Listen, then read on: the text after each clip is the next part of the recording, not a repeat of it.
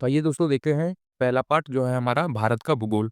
और इसमें हम देखने वाले हैं कि एसएससी ने किस तरह से अपने क्वेश्चन को पूछ रखे, मतलब कि टीसीएस जो पहले पेपर कराता था वो अपने क्वेश्चन को किस तरह से पूछता था, क्योंकि बेसिक क्वेश्चन जो है वो सेम रहेंगे।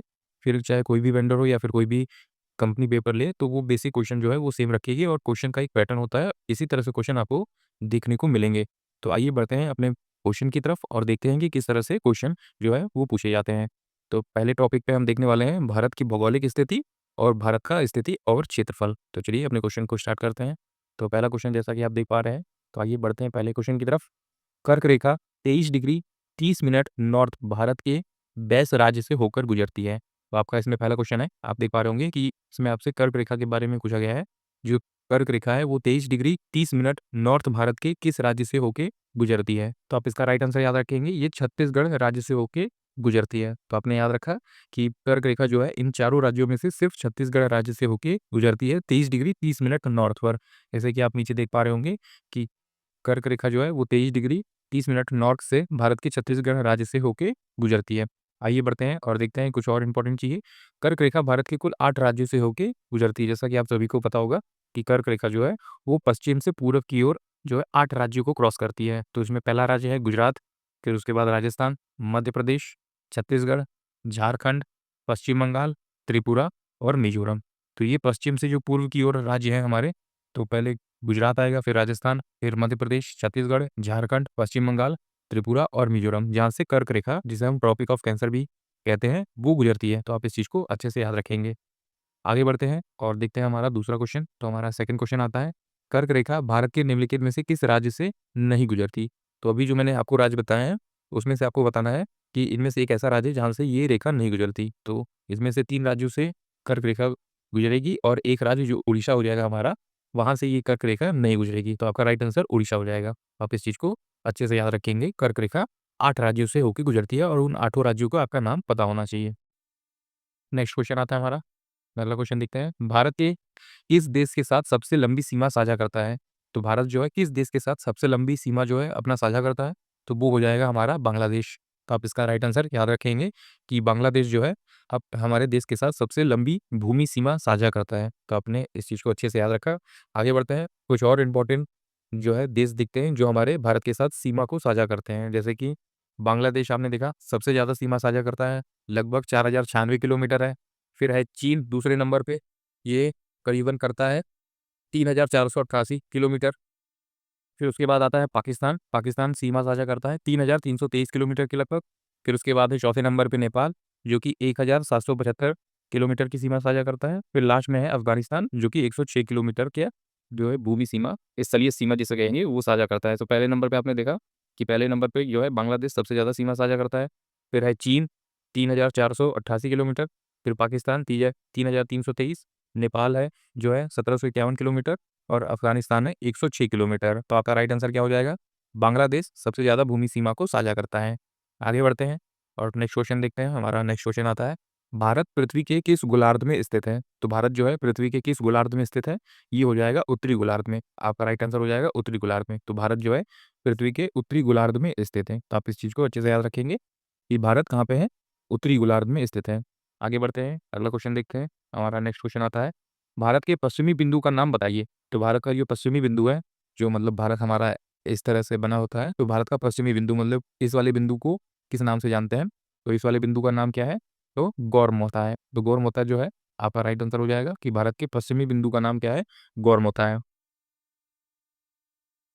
इसी तरह नीचे भी आप देख सकते हैं कि भारत का सबसे उत्तरी बिंदु मतलब कि सबसे नॉर्थ में जो है उसे इंदिरा कॉल कहा जाता है और सबसे दक्षिणी बिंदु को जो है वो क्या बोलते हैं? इंदिरा पॉइंट कहते हैं। तो ये दोनों चीज़ें आप याद रखेंगे कि भारत का जो सबसे उत्तरी बिंदु है, सबसे उत्तरी बिंदु उसे इंदिरा कॉल के नाम से जाना जाता है और सबसे जो दक्षिणी बिंदु है उसे इंदिरा पॉइंट के नाम से जाना जाता है। भारत का पश्चिमी बिंदु गुजरात राज्य में स्थित गौरमोता है, जिसे हम गुहर मोती के नाम से जानते हैं, तथा पूर्वी बिंदु अरुणाचल प्रदेश में स्थित किबिथु है। तो ये दोनों चीज़ आपके लिए काफ़ी इंपॉर्टेंट है। जो आपसे क्वेश्चन पूछा गया है कि जो पश्चिम में स्थित है, सब पश्चिमी बिंदु उसको गौरमोता के नाम से जानते हैं और इसी तरह ठीक इसके अपोज़िट मतलब कि पूर्वी बिंदु को किस नाम से जानेंगे? तो किबिथु के नाम से जानते हैं और सबसे उत्तरी बिंदु को जानेंगे इंदिरा कॉल के नाम से और सबसे दक्षिणी बिंदु को इंदिरा पॉइंट के नाम से। तो ये चारों पॉइंट आपको अच्छे से याद होने चाहिए और इसमें क्वेश्चन में क्या पूछ रखा है कि पश्चिमी बिंदु, तो पश्चिमी बिंदु जो है वो गौरमोता के नाम से जानी जाएगी, जो कि गुजरात में स्थित है।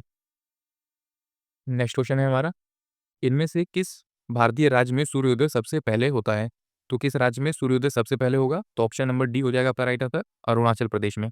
आप इस चीज़ को याद रखेंगे कि अरुणाचल प्रदेश में सूर्य उदय सबसे पहले हमें देखने को मिलता है, जिसे हम सूरज की भूमि के नाम से भी जानते हैं। तो अरुणाचल प्रदेश को उगते सूरज की भूमि के नाम से जाना जाता है। आगे बढ़ते हैं, अगला क्वेश्चन आता है हमारा, भारतीय मानक समय डैश अंश या फिर डिग्री पूर्व देशांतर के अनुरूप है।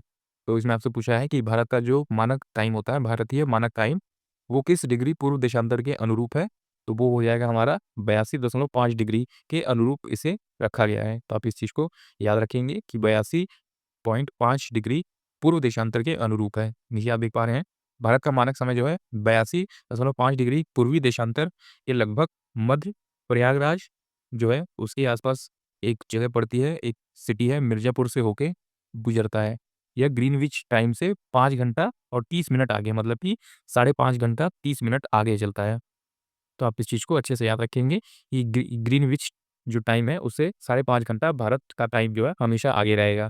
तो आपने अच्छे अच्छे से याद रखा कि पश्चिम में देशों के जो भी टाइम हो रहे होंगे, उससे 5 घंटा, साढ़े 5 घंटा लगभग आगे रहेगा हमारे भारत का समय।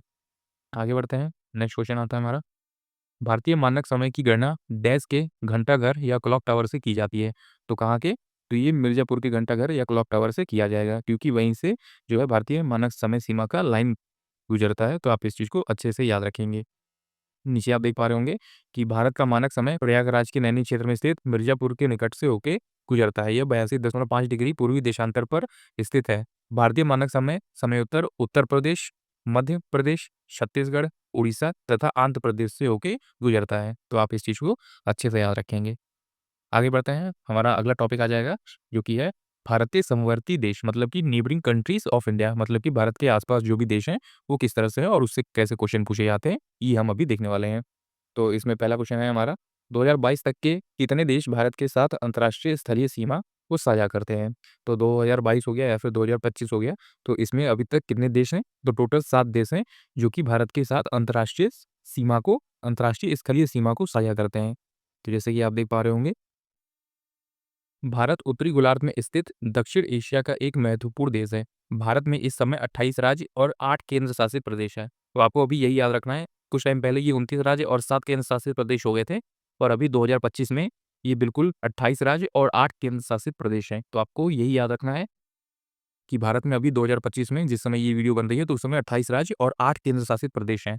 भारत की स्थल सीमा को लगभग जो है 15,200 किलोमीटर और समुद्री तट रेखा की लंबाई लगभग 7,516 किलोमीटर है, परंतु मुख्य भूमि की तटीय भाग की लंबाई 6,100 किलोमीटर है। भारत में कुल 7 देश जो है, पाकिस्तान, अफगानिस्तान, चीन, नेपाल, भूटान, म्यांमार और बांग्लादेश के साथ अपनी अंतर्राष्ट्रीय सीमा या जो स्थलीय सीमा है वो साझा करता है भारत। तो आप इस चीज़ को अच्छे से याद रखेंगे कि भारत में कितने ऐसे देश हैं जो भारत के पड़ोसी देश हैं और वो अपनी अंतर्राष्ट्रीय सीमा भारत के साथ साझा करते हैं। तो वो कितने देश हो जाएँगे? तो 7 देश हो जाएँगे, और वो कौन-कौन से हैं? तो पाकिस्तान है, अफ़गानिस्तान हो गया, चीन हो गया, नेपाल हो गया, भूटान हो गया, म्यांमार हो गया और बांग्लादेश हो गया। तो आप ये याद रखेंगे, नेपाल और भूटान भी देश में काउंट होते हैं, तो आप इसको देश ही काउंट करेंगे। न जो पाकिस्तान है, अफ़गानिस्तान, चीन, नेपाल, भूटान, म्यांमार और बांग्लादेश, तो ये 7 देश हैं जो भारत के साथ अपनी अंतर्राष्ट्रीय स्थलीय सीमा को साझा करते हैं। आगे बढ़ते हैं, नेक्स्ट क्वेश्चन आता है हमारा, भारत-चीन सीमा को कितने सेक्टरों में बाँटा गया है? तो ये भी इंपॉर्टेंट क्वेश्चन है, आप देख पा रहे होंगे। तो ऐसे ही क्वेश्चन आपसे एग्ज़ाम्स में पूछे जाते हैं। तो भारत-चीन सीमा को कितने सेक्टरों में बाँटा गया है? क्या आपका राइट आंसर हो जाएगा, ये 3 सेक्टर में बाँटा गया है। तो आपका राइट आंसर क्या हो जाएगा कि भारत और चीन सीमा को 3 सेक्टर में बाँटा गया है। जैसे कि आप नीचे देख पा रहे होंगे, भारत-चीन सीमा 3 सेक्टर में कैसे बटी है? पश्चिमी, मध्य और पूर्वी में बटी हुई है। पूर्वी सेक्टर में सिक्किम और अरुणाचल प्रदेश की सीमा चीन से लगती है, जबकि मध्य क्षेत्र में हिमाचल प्रदेश और उत्तराखंड तथा पश्चिमी क्षेत्र में लद्दाख से लगती है। तो आप इस चीज़ को अच्छे से याद रखेंगे कि इसे 3 सेक्टर में बाँटा गया है, और वो तीनों सेक्टर कौन से हैं? जैसे कि पश्चिमी, मध्य और पूर्वी मध्य में बटी हुई है। पूर्वी सेक्टर में सिक्किम और अरुणाचल प्रदेश में लगती है, मध्य क्षेत्र में हिमाचल प्रदेश और उत्तराखंड से लगती है, और तथा पश्चिमी क्षेत्र में जो है वो लद्दाख से लगती है। तो ये 3 अलग-अलग क्षेत्र हो गए और इन्हीं 3 सेक्टरों में बाँटा गया है। और जैसे कि आप देख पा रहे होंगे कि चीन भारत का पड़ोसी देश है, जिसके साथ भारत अपनी 3,488 किलोमीटर की सीमा को साझा करता है। तो आप इस चीज़ को भी अच्छे से याद रखेंगे कि भारत चीन के साथ 3 सेक्टरों में अपनी सीमा को बाँटता है और टोटल उसकी जो भारत के साथ अपनी सीमा साझा करता है, कितने किलोमीटर की लंबाई है? 3488 किलोमीटर की लंबाई है। आगे है, हमारा नेक्स्ट क्वेश्चन आता है, भारत के कितने राज्य और केंद्र शासित प्रदेश उत्तर प्रदेश के समवर्ती हैं? तो आप इसका याद रखेंगे, इसका राइट आंसर क्या हो जाएगा कि भारत में ऐसे कितने राज्य हैं जो उत्तर प्रदेश के साथ अपनी सीमा को साझा करते हैं? तो ये भी काफ़ी ज़्यादा इंपॉर्टेंट है, क्योंकि उत्तर प्रदेश जो है वो एक ऐसा राज्य है जहाँ पे ज़्यादातर लोगों के राज्य की सीमा जुड़ती है, क्योंकि उत्तर प्रदेश लगभग बीच में है, तो ज़्यादातर राज्य जो है उत्तर प्रदेश के साथ अपनी सीमा को साझा करते हैं। तो ये भी इंपॉर्टेंट क्वेश्चन बनता है और इसका राइट आंसर हो जाएगा 9। तो 9 ऐसे राज्य हैं जो यूपी से मतलब उत्तर प्रदेश से अपनी सीमा को साझा करते हैं। जैसे कि 9 राज्य कौन-कौन से हैं? ये राज्य निम्नलिखित हैं, उत्तराखंड हो गया, हिमाचल प्रदेश, फिर उसके बाद हरियाणा, राजस्थान, मध्य प्रदेश, छत्तीसगढ़, झारखंड और बिहार। तो ये 9 राज्य आप देख पा रहे होंगे जो कि उत्तर प्रदेश के साथ अपनी सीमा को साझा करते हैं। आगे बढ़ते हैं और नेक्स्ट क्वेश्चन आता है हमारा जो कि है एलएसी वास्तविक नियंत्रण रेखा भारत और देश के बीच में प्रभावी सीमा है। तो एलएसी आपने नाम सुना होगा, लाइन ऑफ एक्चुअल कंट्रोल इसे बोला जाता है। एलएसी वास्तविक नियंत्रण रेखा भारत और किसके बीच में है, ये आपसे क्वेश्चन पूछा गया है। तो एलएसी कहाँ पे है? ये चीन से आसपास है, तो भारत और चीन के बीच में ये सीमा को साझा करता है। तो आपके लिए इंपॉर्टेंट क्वेश्चन बनता है ये एलएसी, जिसे आप लाइन ऑफ एक्चुअल कंट्रोल कहेंगे, ये या फिर वास्तविक नियंत्रण रेखा कहेंगे, जो कि भारत और चीन के बीच में मौजूद है। ऐसे ही कुछ और इम्पोर्टेंट जो लाइनें खींची हैं, जो सीमा खींची हुई है अंतर्राष्ट्रीय सीमा, वो पूछी जाती है आपसे। तो पहला आपने देखा लाइन ऑफ एक्चुअल कंट्रोल, तो आपने देखा लाइन ऑफ एक्चुअल कंट्रोल जो है वो भारत और चीन के बीच में है। इसी तरह है मैकमोहन रेखा जो भारत चीन के बीच में भी मौजूद है। डूरंट रेखा जो है पाकिस्तान में भी मौजूद है, पाकिस्तान और अफगानिस्तान में है। रेड क्लिफ रेखा जो है वो भारत और पाकिस्तान के बीच मौजूद है। शून्य रेखा जो है त्रिपुरा और बांग्लादेश के में मौजूद है, उनकी सीमा पर। तो आप इस चीज़ को अच्छे से याद रखेंगे कि भारत तथा उनके पड़ोसी देश जो है एक साथ लगने वाली अंतर्राष्ट्रीय सीमा कौन-कौन सी है। तो लाइन ऑफ एक्चुअल कंट्रोल ये भारत चीन के बीच में है। मैकमोहन रेखा जो है ये भी भारत चीन के बीच में है। डूरंट रेखा जो है वो पाकिस्तान और अफगानिस्तान के बीच में है। रेड क्लिफ रेखा भारत और पाकिस्तान के बीच में है। शून्य रेखा जो है वो त्रिपुरा और बांग्लादेश की सीमा के बीच में आता है। आगे बढ़ते हैं, नेक्स्ट क्वेश्चन आता है हमारा, निम्नलिखित में से कौन-सा देश क्षेत्रफल की दृष्टि से भारत का सबसे छोटा पड़ोसी देश है? तो क्षेत्रफल की दृष्टि से देखा जाए तो भारत का सबसे छोटा पड़ोसी देश कौन-सा हो जाएगा? तो मालदीव हो जाएगा। तो आपका राइट आंसर क्या हो जाएगा? मालदीव जो है वो एक द्वीप टाइप का है। तो ये जो है भारत का क्षेत्रफल की दृष्टि से देखा जाए तो सबसे छोटा पड़ोसी देश है। आप याद रखेंगे मालदीव की राजधानी क्या है? माले है। आपने याद रखा कि मालदीव की राजधानी क्या है? माले है। आगे बढ़ते हैं, नेक्स्ट क्वेश्चन आता है हमारा, निम्न में से किस भारतीय राज्य की सीमा नेपाल में नहीं लगती है? तो ऐसा कौन-सा भारत का राज्य है जिसकी सीमा जो है नेपाल से नहीं लगती? तो वो हो जाएगा असम, क्योंकि असम थोड़ा-सा पूर्वी साइड के लास्ट में ज़्यादा है, इसलिए असम की सीमा जो है नेपाल से नहीं लगती। बाकी जो पश्चिम बंगाल है, उत्तराखंड है और उत्तर प्रदेश है, इनकी सीमा नेपाल से लगती है, पर असम की सीमा जो है वो नेपाल से नहीं लगती, तो यही हमारा राइट आंसर हो जाएगा। आगे बढ़ते हैं और अपना अगला क्वेश्चन देखते हैं। निम्नलिखित में से कौन-सा राज्य बांग्लादेश के साथ अपनी सीमा को साझा नहीं करता? तो आपको मैप में याद होना चाहिए कि बांग्लादेश कहाँ पे है और बांग्लादेश के आस-पास कौन से राज्य हैं। तो इसमें आपका राइट आंसर हो जाएगा कि बांग्लादेश के साथ मणिपुर की जो सीमा है, वो साझा नहीं करती। तो आपका राइट आंसर क्या हो जाएगा? मणिपुर हो जाएगा। तो आप इसे अच्छे से याद रखेंगे कि बांग्लादेश के साथ मेघालय, असम और त्रिपुरा अपनी सीमा को साझा करते हैं, लेकिन मणिपुर जो है अपनी सीमा को साझा नहीं करता। आगे बढ़ते हैं, अगला क्वेश्चन आता है हमारा, नेक्स्ट क्वेश्चन देखते हैं, किस देश के साथ भारत की सबसे लंबी अंतर्राष्ट्रीय सीमा लगी हुई है? तो अभी मैंने आपको बताया कि किस देश के साथ है, तो ये बांग्लादेश के साथ है, लगभग 4096 किलोमीटर है।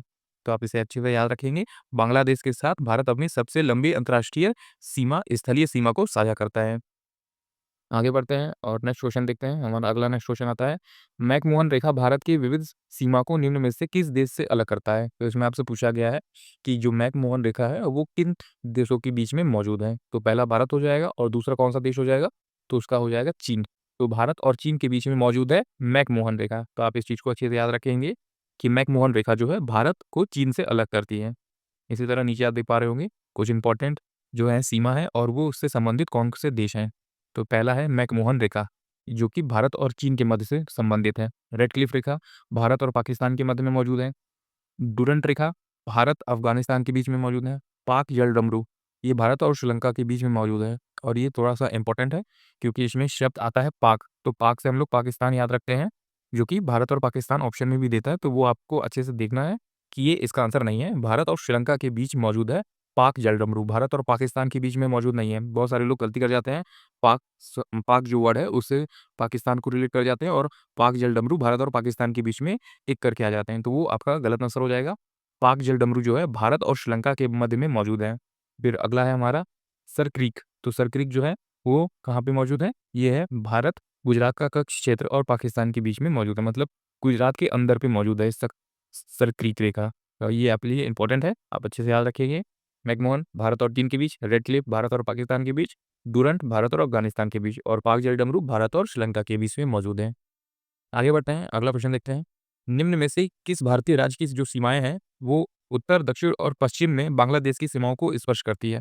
मतलब कि बांग्लादेश की जो उत्तर, दक्षिण और पश्चिम का जो हिस्सा है वहाँ पे ये राज्य की सीमा लगी हुई है। तो ऐसा कौन सा राज्य है हमारा? तो ये हो जाएगा त्रिपुरा। तो त्रिपुरा आपका राइट आंसर हो जाएगा, जो कि बांग्लादेश के साथ उत्तर के साइड में, दक्षिण और पश्चिम के साइड में अपनी सीमा को साझा करता है। मतलब कि बांग्लादेश का उत्तरी हिस्सा, दक्षिणी और पश्चिमी हिस्सा में त्रिपुरा की सीमा लगी हुई है। आगे बढ़ते हैं, नेक्स्ट क्वेश्चन आता है हमारा, भारत और भूटान के बीच सीमा डैश भारतीय राज्यों से लगती है? तो भारत और भूटान के बीच की सीमा जो है वो कितने भारतीय राज्यों से लगती है? तो 4 भारतीय राज्यों से लगती है। आपका राइट आंसर हो जाएगा 4, और ये 4 राज्य कौन-कौन से हैं? तो वो हो जाएगा पश्चिम बंगाल, सिक्किम, अरुणाचल प्रदेश और असम। तो आप इसे अच्छे से याद रखेंगे कि भारत और भूटान के बीच की जो सीमा है, उसमें 4 राज्यों की सीमा के साथ लगा हुआ है। तो वो 4 राज्य कौन से हैं? पश्चिम बंगाल हो जाएगा, सिक्किम, अरुणाचल प्रदेश और असम हो जाएगा। आगे बढ़ते हैं, अगला क्वेश्चन आता है हमारा, भारत की पहाड़ियों का उनके क्षेत्रों से मिलान कीजिए। तो इसमें कुछ इंपॉर्टेंट पहाड़ियाँ हैं जो आपने हर बार एग्जाम्स में देखा होगा।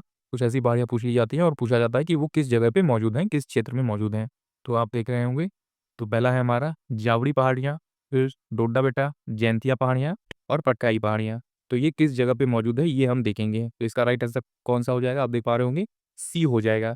तो पहले का ए हो जाएगा। तो पहले हम देखेंगे, पहले का ए हो जाएगा, मतलब जावड़ी पहाड़ियाँ जो है ये पूर्वी घाट में मौजूद हैं। इसी तरह डोडा बेटा हो जाएगा, ये पश्चिमी घाट में मौजूद है। और जैंतिया पहाड़ियाँ जो है आपने नाम सुना होगा, ये मेघालय में मौजूद है जैंतिया पहाड़ियाँ। और फिर पटकाई पहाड़ियाँ ये पूर्वांचल में मौजूद हैं। तो आपका ये राइट क्रम बैठेगा और ये सही आंसर हो जाएगा आपका, कि जावड़ी पहाड़ियाँ जो है वो पूर्वी घाट में मौजूद हैं। तो आप इसे अच्छे से याद रख लीजिए, जावड़ी पहाड़ियाँ पूर्वी घाट में मौजूद हैं, डोडा बेटा ये पश्चिमी घाट में मौजूद है, जैंतिया पहाड़ियाँ जो है ये कहाँ पे मौजूद है? ये मेघालय का पठार है। और फिर पटकाई पहाड़ियाँ ये कहाँ पे है? ये पूर्वांचल में मौजूद हैं। तो ये इस तरह से आपका राइट आंसर हो जाएगा। आगे बढ़ते हैं, अगला क्वेश्चन देखते हैं। तो हमारा नेक्स्ट क्वेश्चन आता है, निम्नलिखित में से किस राज्य की सीमा भूटान के साथ नहीं लगती है? तो भूटान के साथ कौन-सी सीमा, ऐसा कौन-सा राज्य है जिसकी सीमा भूटान से नहीं लगती है? तो वो आपका राइट आंसर हो जाएगा मेघालय। तो मेघालय की सीमा जो है वो भूटान से नहीं लगती है। तो आप इसे अच्छे से याद रखेंगे। जो है भूटान की सीमा, ये भूटान के साथ मेघालय अपनी सीमा को साझा नहीं करता। भूटान भारत का पड़ोसी देश है। इसकी सीमा भारत के सिक्किम से लगती है, पश्चिम बंगाल से लगती है, असम तथा अरुणाचल प्रदेश से लगती है। जबकि मेघालय से भूटान की सीमा नहीं लगती। आगे बढ़ते हैं, अगला टॉपिक आता है हमारा, दूसरा टॉपिक है जो कि ये टॉपिक है हमारा भारत का प्राकृतिक विभाजन, मतलब कि division of India, physical division of India. और इसमें हम देखने वाले हैं हमारा टॉपिक माउंटेन्स। तो अभी हम देखने वाले हैं माउंटेन से किस टाइप के क्वेश्चन जो है वो पूछे जाते हैं। तो ये दोस्तों काफ़ी वीडियो आपके लिए काफ़ी इंपॉर्टेंट होने वाली है। अगर आपने इस वीडियो पे अभी तक लाइक नहीं किया है तो एक लाइक ज़रूर कर दीजिएगा, अगर आपको हमारा कंटेंट पसंद आ रहा है। इसी टाइप के क्वेश्चन आपको ज़रूर एग्जाम्स में देखने को मिलेंगे। तो बढ़ते हैं आगे और देखते हैं हमारा नेक्स्ट क्वेश्चन, जो कि माउंटेन से रिलेटेड है। दिनोधर पहाड़ियाँ, आप नाम याद रखेंगे, दिनोदर हिल्स किस भारतीय राज्य या फिर केंद्र शासित प्रदेश में स्थित है? तो आपका राइट आंसर हो जाएगा दिनोदर पहाड़ियाँ जो है, तो आप याद रखेंगे कि ये गुजरात के कच्छ में मौजूद है। तो दिनोदर पहाड़ियाँ कहाँ पे है? गुजरात के कच्छ में मौजूद है। आप इसे अच्छे से याद रखेंगे, गुजरात के कच्छ जिले में ये मौजूद है। तो आपने याद रखा दिनोदर पहाड़ियाँ कहाँ हैं? गुजरात के कच्छ में मौजूद है। अब दोस्तों आगे बढ़ें और देखते हैं हमारा नेक्स्ट क्वेश्चन। तो हमारा नेक्स्ट क्वेश्चन आता है, निम्नलिखित में से कौन-सी पहाड़ियाँ पूर्वांचल पहाड़ियों का हिस्सा नहीं है? तो पूर्वांचल में कौन-सी पहाड़ियाँ किसका हिस्सा नहीं होती हैं? तो आपका राइट आंसर हो जाएगा पलानी पहाड़ियाँ। तो पलानी पहाड़ियाँ जो है वो पूर्वांचल की पहाड़ियों का हिस्सा नहीं है। तो आपका राइट आंसर हो जाएगा पलानी पहाड़ियाँ।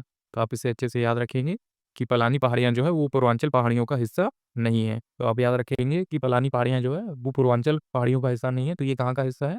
तो पलानी पहाड़ियाँ जो है वो पश्चिमी घाट का पूर्वी विस्तार है। तो पश्चिमी घाट पे ये मौजूद है पलानी पहाड़ियाँ। आगे बढ़ते हैं और नेक्स्ट क्वेश्चन देखते हैं। हमारा अगला क्वेश्चन मैचिंग से रिलेटेड है, कि राज्य को पहाड़ियों से जो है मैच करना है कि ये पहाड़ियाँ किस राज्य में मौजूद हैं। तो आप देख पा रहे होंगे, पहला राज्य है हमारा केरल, केरल में कौन-सी पहाड़ियाँ मौजूद है?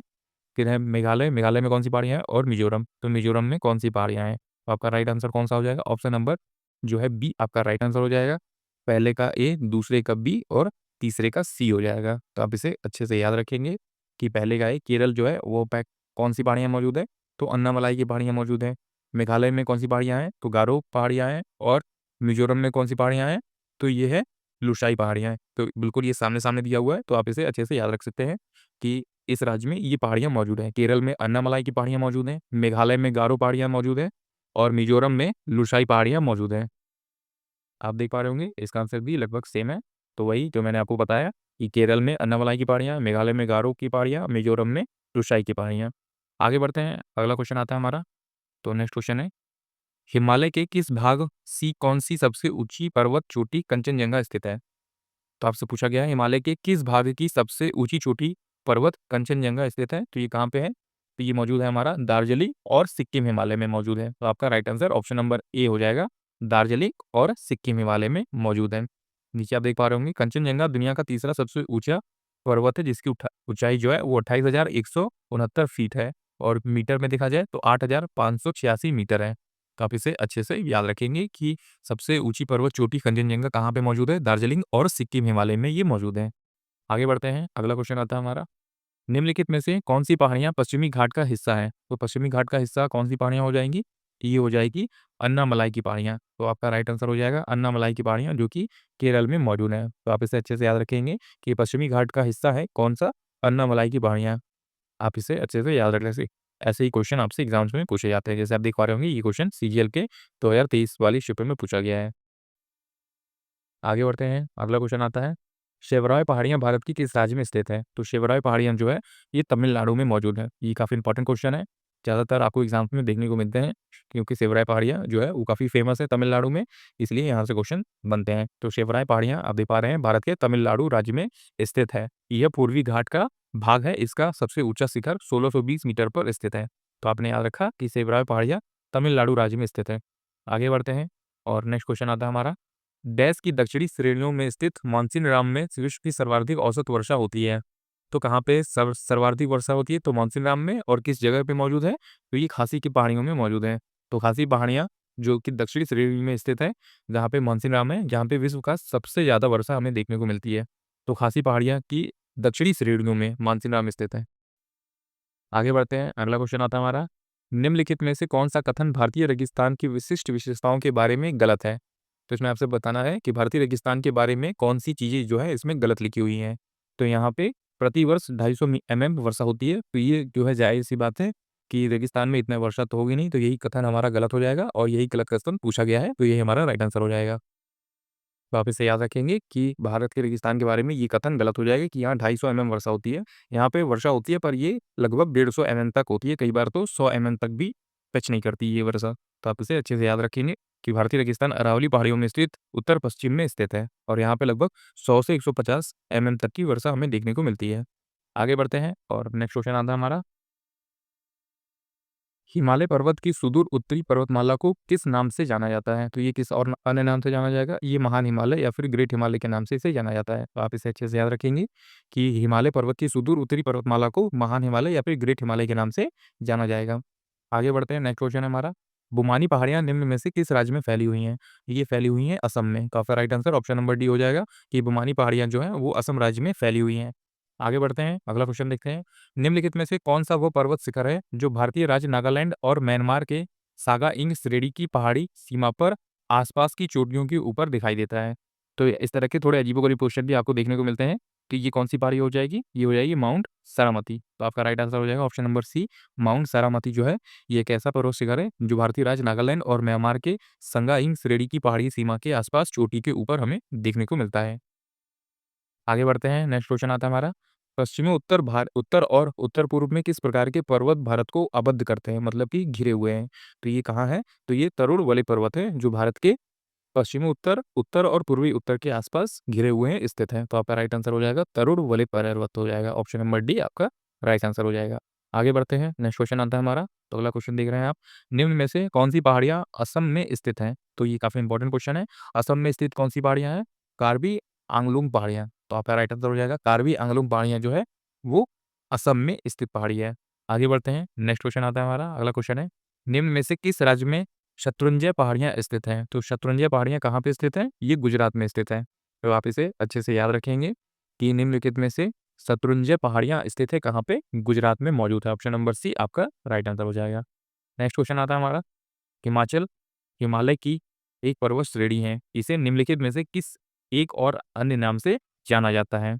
तो हिमाचल जो है हिमालय की एक पर्वत श्रेणी है, इसे और किस अन्य नाम से जाना जाएगा? तो इसे लघु हिमालय के नाम से जाना जाता है। तो आप इसे याद रखेंगे, इसे लघु हिमालय के नाम से जाना जाता है। जैसे आप पीछे देख पा रहे हैं कि लघु हिमालय अथवा मध्य हिमालय श्रेणी को ही हिमाचल श्रेणी या फिर महाभारत श्रेणी के नाम से जाना जाता है। तो आप इस चीज़ को अच्छे से याद रखेंगे कि हिमाचल को हिमालय का एक पर्वत माना गया है, जिसे कि लघु हिमालय के नाम से जाना जाता है।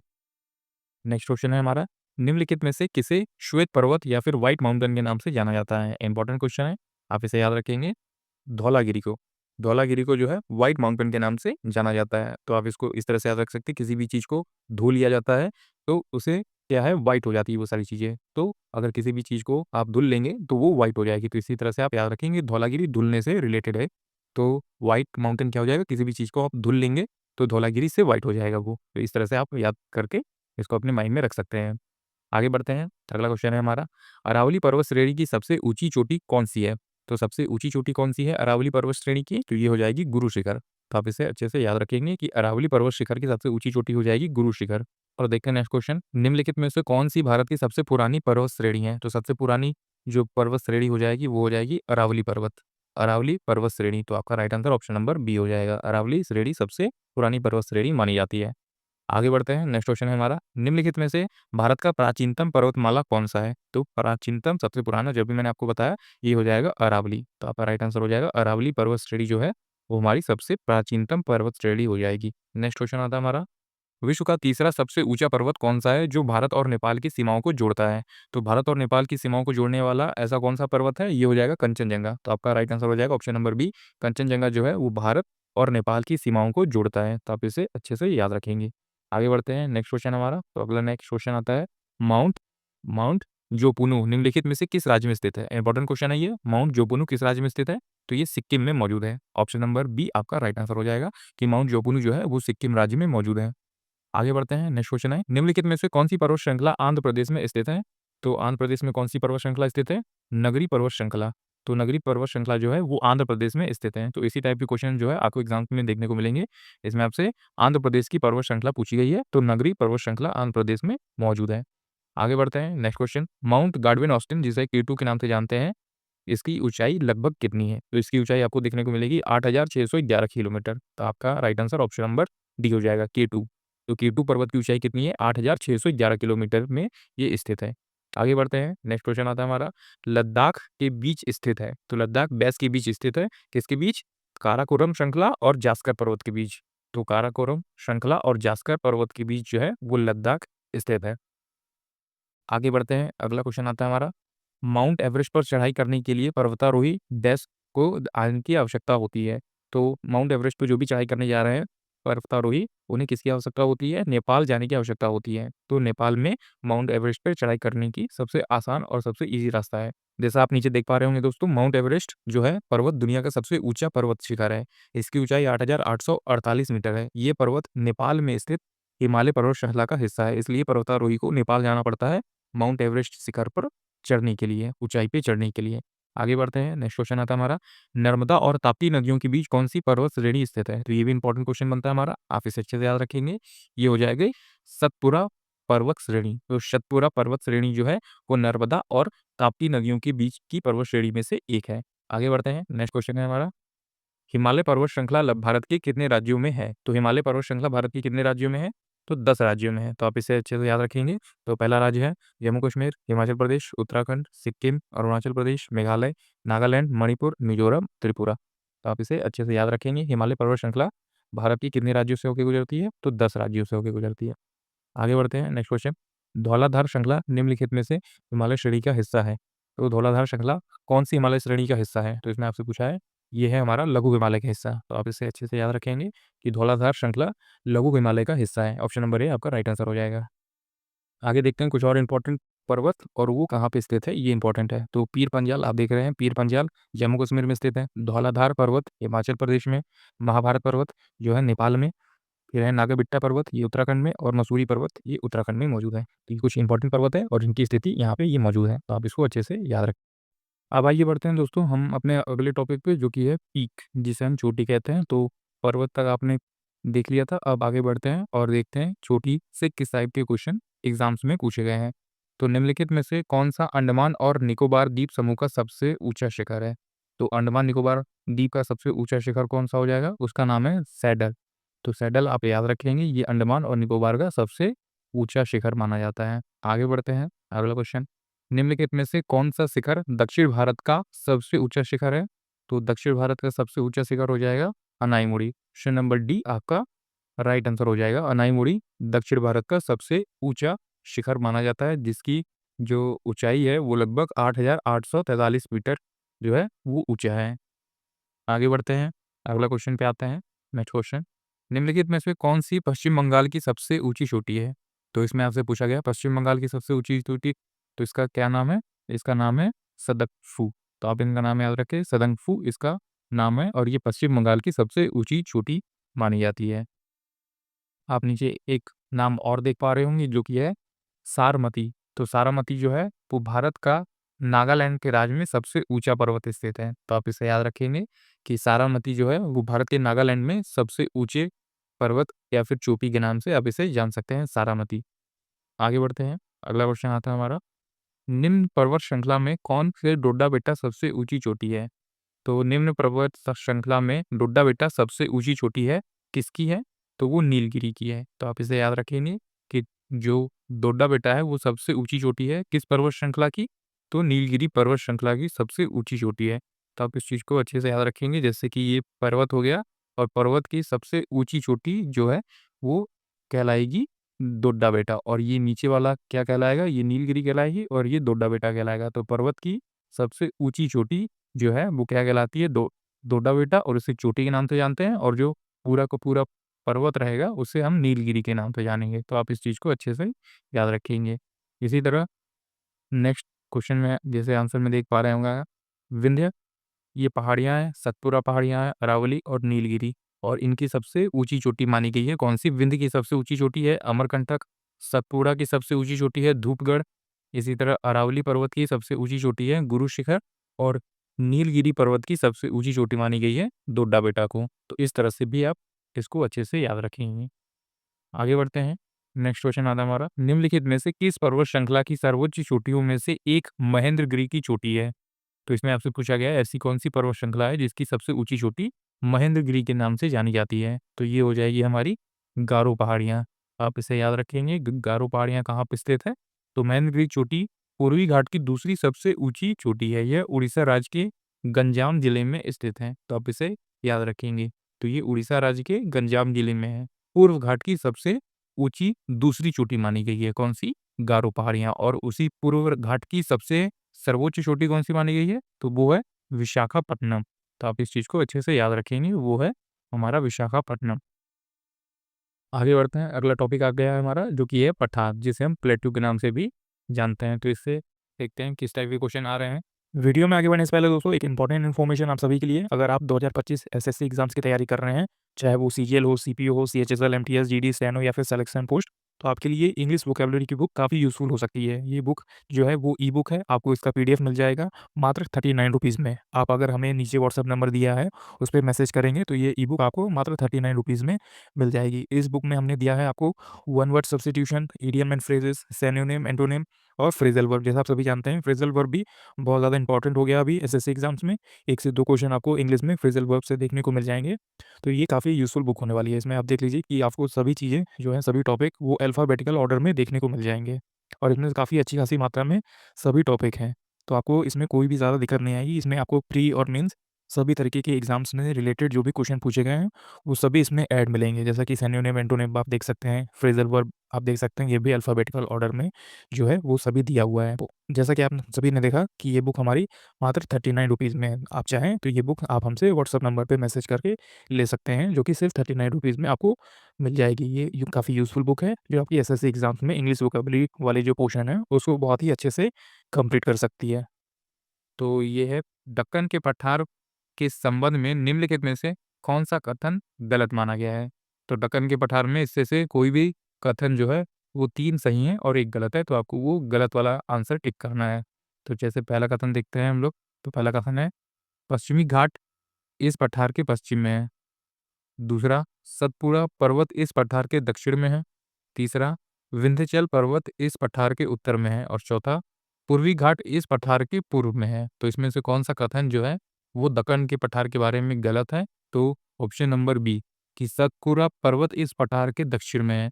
तो ये जो है हमारा ये आंसर गलत हो जाएगा। तो जो आंसर गलत है वही हमारा राइट आंसर हो जाएगा। अब इसे देख पा रहे होंगे आंसर में कि दक्कन के पठार के संबंध में विकल्प बी वाला जो ऑप्शन है वो गलत है। इसके पश्चिम में जो है पश्चिमी घाट है, पूर्व में पूर्वी घाट है और उत्तर में सतपुड़ा, मेकाले, महादेव की पहाड़ियाँ हैं। तो सतपुड़ा पर्वत जो है वो इसके दक्षिण में नहीं है, वो इसके उत्तर में है। तो आप इसे याद रखेंगे कि दक्कन का पठार ऑलरेडी नीचे है, तो नीचे से नीचे है तो उसके नीचे तो कोई पठार नहीं होगा। तो इसलिए सतपुड़ा पर्वत जो है वो दक्कन के पठार के ऊपर है। आगे बढ़ते हैं और अगला नेक्स्ट क्वेश्चन आता है हमारा, दक्कन का पठार निम्नलिखित में से किस नदी के दक्षिण में स्थित है? तो किस नदी के दक्षिण में स्थित है? तो नर्मदा नदी के दक्षिण में ये स्थित है। तो आप ये क्वेश्चन याद रखेंगे, काफ़ी ज़्यादा इंपॉर्टेंट क्वेश्चन है ये। और इसी टाइप के क्वेश्चन अगर आपको थोड़े टफ क्वेश्चन जो है देखने को मिलेंगे तो वो इसी लेवल पे रहेंगे, क्योंकि बहुत ज़्यादा आउट ऑफ बॉक्स नहीं चीज़ें पूछी जाएंगी। जो चीज़ें नॉर्मल है, जिस चीज़ों का लेवल जो है वो अच्छे से होता है, तो इसी टाइप के क्वेश्चन पूछे जाते हैं जो आप जो है देखते हैं, सुनते हैं पर अच्छे से उनको अपने माइंड में रिकॉल करके नहीं रख पाती, तो वही सारी चीज़ें जो है एग्ज़ामिनर देते हैं। जैसे कि आप इस क्वेश्चन को देख सकते हैं, दक्कन का पठार निम्नलिखित में से किस नदी के दक्षिण में है? तो ये किस नदी के दक्षिण में है, ये पूछने से ही इस क्वेश्चन में लेवल बढ़ जाते हैं। तो ये आप याद रखेंगे, ये नर्मदा नदी के दक्षिण में है, तो आप इसे अच्छे से याद रखेंगे। नर्मदा नदी ऐसे बहती है, तो नर्मदा नदी के दक्षिण में इस तरफ ही ये पठार होगा। आप इस चीज़ को अच्छे से याद रखेंगे। आगे बढ़ते हैं और अगला क्वेश्चन आता है हमारा नेक्स्ट क्वेश्चन, पठारों के बारे में निम्नलिखित में से कौन सा कथन सत्य नहीं है? तो इसमें से कौन सा कथन पठार के बारे में सत्य नहीं है? पहला, दक्कन का पठार भारत के सबसे पुराने पठारों में से एक है। दूसरा जो ऑप्शन है, पठार एक ऊंचा समतल भूमि होता है। तीसरा, पठार खनिज भंडार से समृद्ध होता है। चौथा है, मारवाड़ का पठार विश्व का सबसे ऊंचा पठार है। तो इसमें से एक आपको जो बताना है वो गलत बताना है, क्योंकि 3 जो हैं वो सही हैं और 1 गलत है, तो वही आपको वो गलत वाला ऑप्शन टिक करना है।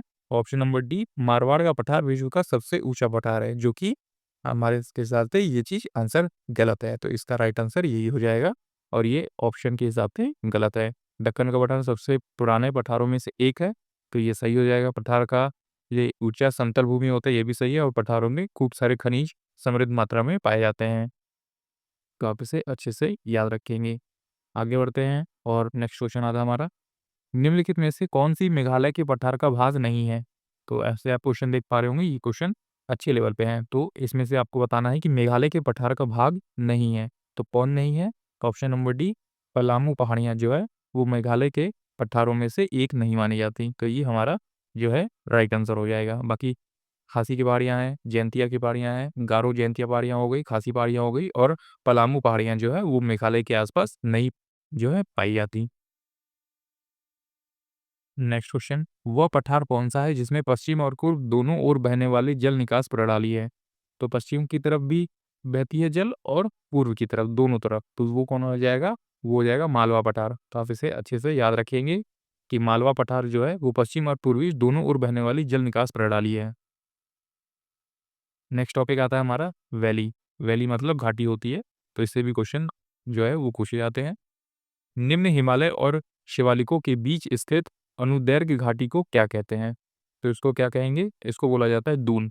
तो आप देने जैसे कुछ स्पेशल जगहों के नाम सुने होंगे, जैसे कि देहरादून हो गया, कोलती दून हो गया और पाटली दून हो गया। तो ये निम्न हिमालय और शिवालिकों के बीच स्थित अनुदैर्घ्य घाटी को ही दून के नाम से जाना जाता है। तो आप इस चीज़ को अब अच्छे से याद रखेंगे कि दून को किस और नाम से जाना जाता है, जो हिमालय और शिवालिकों के बीच में स्थित हो, उनके नाम के आगे दून लग जाता है।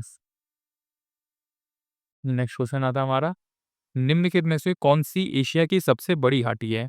तो एशिया की सबसे बड़ी घाटी कौन-सी है? जो कि है डांग घाटी। तो आप इस चीज़ को अच्छे से याद रखेंगे। डांग घाटी जो है एशिया की सबसे बड़ी घाटी है। डांग घाटी एशिया की सबसे बड़ी घाटी है जो नेपाल में डांग जिले में स्थित है। तो आप इस चीज़ को अच्छे से याद रखेंगे कि एशिया की सबसे बड़ी घाटी डांग घाटी है, जो कि नेपाल में डांग जिले में स्थित है। नेक्स्ट क्वेश्चन आता है हमारा, जो कि है निम्नलिखित में से किसे भारत की विशाल घाटी के नाम से जाना जाता है? तो भारत की विशाल घाटी कौन-सी है? तो ऑप्शन नंबर बी, जो कि है गांधीकोटा की विशाल घाटी। तो गांधीकोटा की विशाल घाटी जो है हमारा भारत की सबसे विशाल घाटी है और ये आंध्र प्रदेश में मौजूद है। तो आंध्र प्रदेश की गांधीकोटा की घाटी भारत की विशाल घाटी जो है वो जानी जाती है। इसकी खासियत यह है कि यह जो है यहाँ से 300 फुट नीचे पेन्नार नदी बहती है। तो इसकी ये खासियत है और फिलहाल आप इसको सिर्फ नाम से अच्छे से याद रखेंगे कि भारत की सबसे विशाल घाटी गांधीकुटा है, जो कि आंध्र प्रदेश में मौजूद है। आगे बढ़ते हैं, नेक्स्ट क्वेश्चन आता है हमारा, गांधीकुटा घाटी, जिसे भारत की बृहत्तम घाटी या फिर ग्रैंड कैनियन ऑफ इंडिया के नाम से भी जाना जाता है, ये कहाँ पे मौजूद है? तो ये मैंने अभी आपको बताया, ये आंध्र प्रदेश में मौजूद है। तो आप इसे अच्छे से याद रखेंगे कि आंध्र प्रदेश में मौजूद है गांधीकोटा घाटी, जिसे हम ग्रैंड कैनियन ऑफ इंडिया भी कहते हैं। आप इसको अच्छे से याद रखेंगे। अगला टॉपिक है हमारा दर्रा, जिसे हम पास के नाम से भी जानते हैं। तो आइए देखते हैं इससे कैसे क्वेश्चन पूछे गए हैं। निम्नलिखित में से कौन-सी पीर पंजाल श्रेणी पर स्थित एक दर्रा है? तो पीर पंजाल श्रेणी पर स्थित एक दर्रा कौन-सा है? तो ये हो जाएगा हमारा बनिहाल दर्रा। तो आप इसे अच्छे से याद रखेंगे। ये भी इम्पोर्टेंट क्वेश्चन है कि पीर पंजाल श्रेणी पर स्थित कौन-सा दर्रा है? तो ये बनिहाल दर्रा हो जाएगा। आगे बढ़ते हैं और नेक्स्ट क्वेश्चन, भारत, म्यांमार और चीन के बीच का त्रिकोणीय जंक्शन दीफू दर्रा किस सीमा पर स्थित है? तो ये भी काफ़ी इंपॉर्टेंट है। जो दीफू दर्रा है वो कहाँ पे है? वो मैकमोहन रेखा पर स्थित है। तो आपको ये पता होगा कि मैकमोहन रेखा किसके बीच में खींची गई है? तो आप नीचे कमेंट करके हमें ज़रूर बताएं। जो कि भारत, म्यांमार और चीन के बीच त्रिकोणीय जंक्शन जो है बनाता है दीफू दर्रा, वो किस सीमा पर स्थित है? मैकमोहन रेखा पर ये स्थित है। तो आप इसको अच्छे से याद रखेंगे। जो दीफू दर्रा है हमारा, वो कहाँ पे मौजूद है? वो मैकमोहन रेखा पर स्थित है। और मैकमोहन रेखा किन 2 देशों के बीच में है, वो आप हमें नीचे कमेंट में ज़रूर बता सकते हैं। नेक्स्ट क्वेश्चन है हमारा, पाल घाट निम्नलिखित में से किन राज्यों को मिलाता है? जो पाल घाट है, वो हमें निम्न में से किन 2 राज्यों के बीच में देखने को मिलेगा? तो ये मिलेगा हमें तमिलनाडु और केरल के बीच। तो तमिलनाडु और केरल के बीच हमें देखने को मिलेगा पाल घाट। तो आप इस चीज़ को अच्छे से याद रखेंगे। पाल घाट नीलगिरी तथा अनायमली पहाड़ी के मध्य में स्थित है। यह पश्चिमी घाट श्रेणी का दर्रा है, जो केरल और तमिलनाडु तथा कर्नाटक से जोड़ता है। आगे बढ़ते हैं, अगला क्वेश्चन आता है हमारा, निम्नलिखित में से कौन-सा दर्रा या पास भारत, चीन और म्यांमार के त्रिकोणीय जंक्शन पर स्थित है? तो अभी मैंने आपको बताया ये दीपू दर्रा है। तो कुछ क्वेश्चन जो हैं वो इम्पोर्टेंट होते हैं, आप इसको अच्छे से याद रखेंगे। आगे बढ़ते हैं, नेक्स्ट इम्पोर्टेंट क्वेश्चन है, बोमडिला दर्रा किस भारतीय राज्य में स्थित है? जो बोमडिला दर्रा है वो किस भारतीय राज्य में है? तो ये अरुणाचल प्रदेश में हो जाएगा। तो जो भी दर्रा है उसका डायरेक्ट स्टेट पूछा जाता है, किस जगह पे मौजूद है। तो आप जैसे नीचे स्टेट देख पा रहे होंगे और पासेस के नाम देख पा रहे होंगे। ये रहा दर्रों के नाम और ये रहा राज्य जहाँ पे ये मौजूद है। तो ये भी नाम आपके लिए काफ़ी ज़्यादा इम्पोर्टेंट होंगे, आप देखेंगे, जो कि है बोमडिला, डीफू और यांगयाप। ये कहाँ पे मौजूद है? तो ये हो जाएगा अरुणाचल प्रदेश में। तो आप इसको अच्छे से याद रखेंगे। दूसरा है बारालाचा, शिप्कीला और रोहतांग। ये दर्रे कहाँ पे हैं? तो ये हिमाचल प्रदेश में है। आप इसको भी अच्छे से याद रखें। तीसरा है तुजू दर्रा। तुजू दर्रा ये कहाँ पे मौजूद है? मणिपुर में। तो यहाँ से क्वेश्चन बनने के चांसेस है। तुजू दर्रा कहाँ पे मौजूद है? मणिपुर में है। तो आप इसको अच्छे से याद रखेंगे। इसी तरह नाथुला और जेपला है, ये सिक्किम में है। यहाँ से क्वेश्चन हमेशा देखने को मिलते हैं। आप इसको भी अच्छे से याद रखेंगे। फिर है नेक्स्ट हमारा काराकोरम, जोजिला और बनिहाल दर्रा। ये सभी कहाँ पे हैं? तो ये तीनों जम्मू कश्मीर में मौजूद हैं। आप इसको भी अच्छे से याद रखें। पालघाट और सोनकुट्टा ये कहाँ पे हैं? ये केरला में है। तो आप इसको भी अच्छे से याद रखेंगे। आगे बढ़ते हैं, नेक्स्ट क्वेश्चन आता है हमारा, निम्नलिखित में से कौन सा दर्रा दिए गए स्थान से सही तरीके से मेल नहीं खाता? तो वो इसमें से ऐसा कौन सा दर्रा है जो मेल नहीं खाता अपने स्टेट से? जैसे कि आप जैसे अंदर देख पा रहे होंगे, ऑप्शन नंबर सी हमारा राइट आंसर है। तो शिपकिला दर्रा जो है वो कहाँ पे है? वो अरुणाचल प्रदेश में नहीं है। तो आप इसको अच्छे से याद रखेंगे कि शिपकिला दर्रा, अभी मैंने आपको ऊपर बताया कि जैसे आप ऊपर देख पा रहे होंगे कि शिपकिला जो दर्रा है वो हिमाचल प्रदेश में है। तो शिपकिला दर्रा इसमें आप देख पा रहे होंगे ये अरुणाचल प्रदेश में नहीं है। ये कहाँ पे है? तो ये हिमाचल प्रदेश में है। तो आप इसको अच्छे से याद रखेंगे कि हिमाचल प्रदेश में है शिपकिला दर्रा और यही हमारा राइट आंसर हो जाएगा। बाकी आपने देखा जोजिला दर्रा ये हमारे जम्मू कश्मीर में मौजूद है। इसी तरह है माना दर्रा, ये उत्तराखंड में है।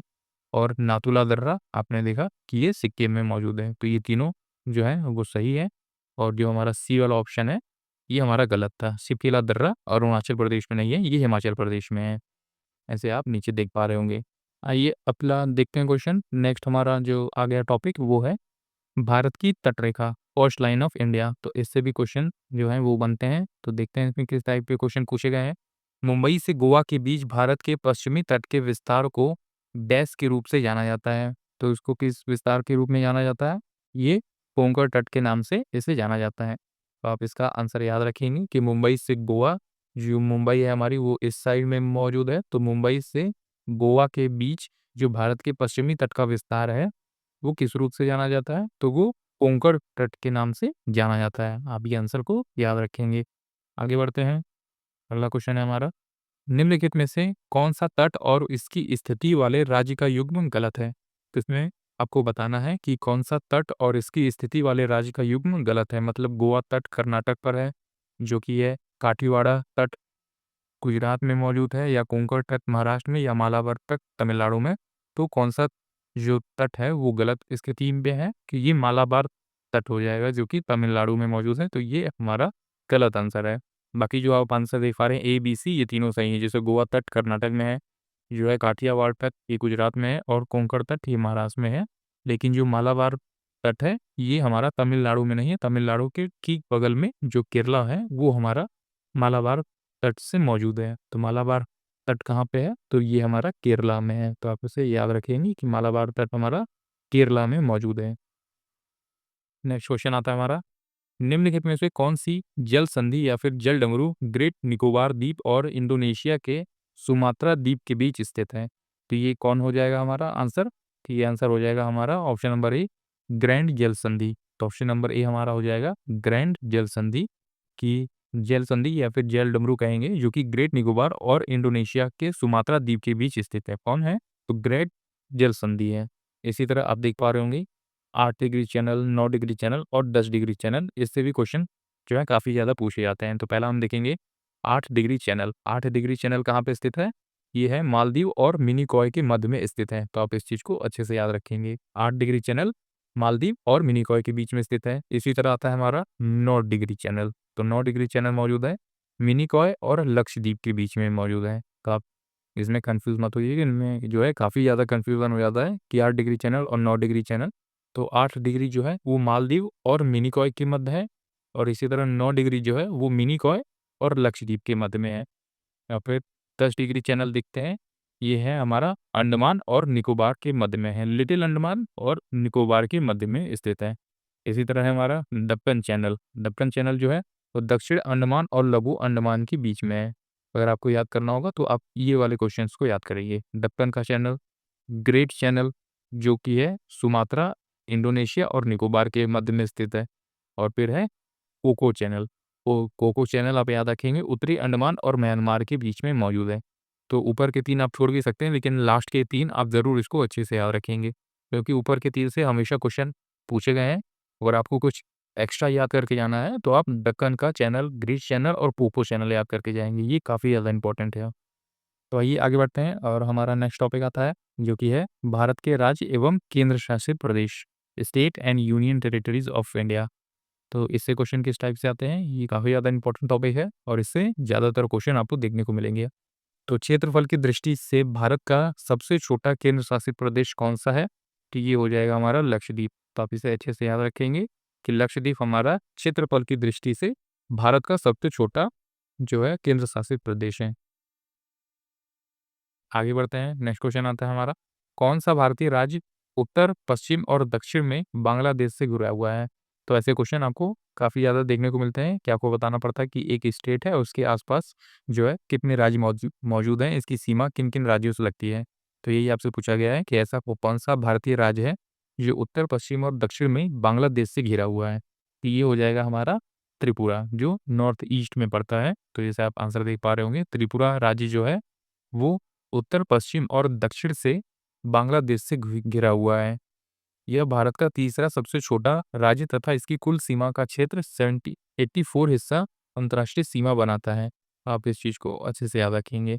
भारतीय राज्य असम, मिज़ोरम, त्रिपुरा, मेघालय और पश्चिमी बांग्ला जो है बांग्लादेश के साथ अपनी सीमा को साझा करता है। तो लगभग जो नॉर्थ ईस्ट की ज़्यादातर स्टेट हैं, जैसे असम, मिज़ोरम, त्रिपुरा, मेघालय और पश्चिम बंगाल, ये लगभग अपनी सारी सीमाएँ जो हैं बांग्लादेश के साथ साझा करते हैं। आगे बढ़ते हैं, नेक्स्ट क्वेश्चन आता है हमारा।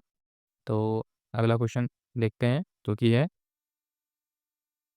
निम्नलिखित में से कौन-सा राज्य भारत के उत्तर-पूर्वी राज्यों 7 बहनों के राज्य का भाग नहीं है?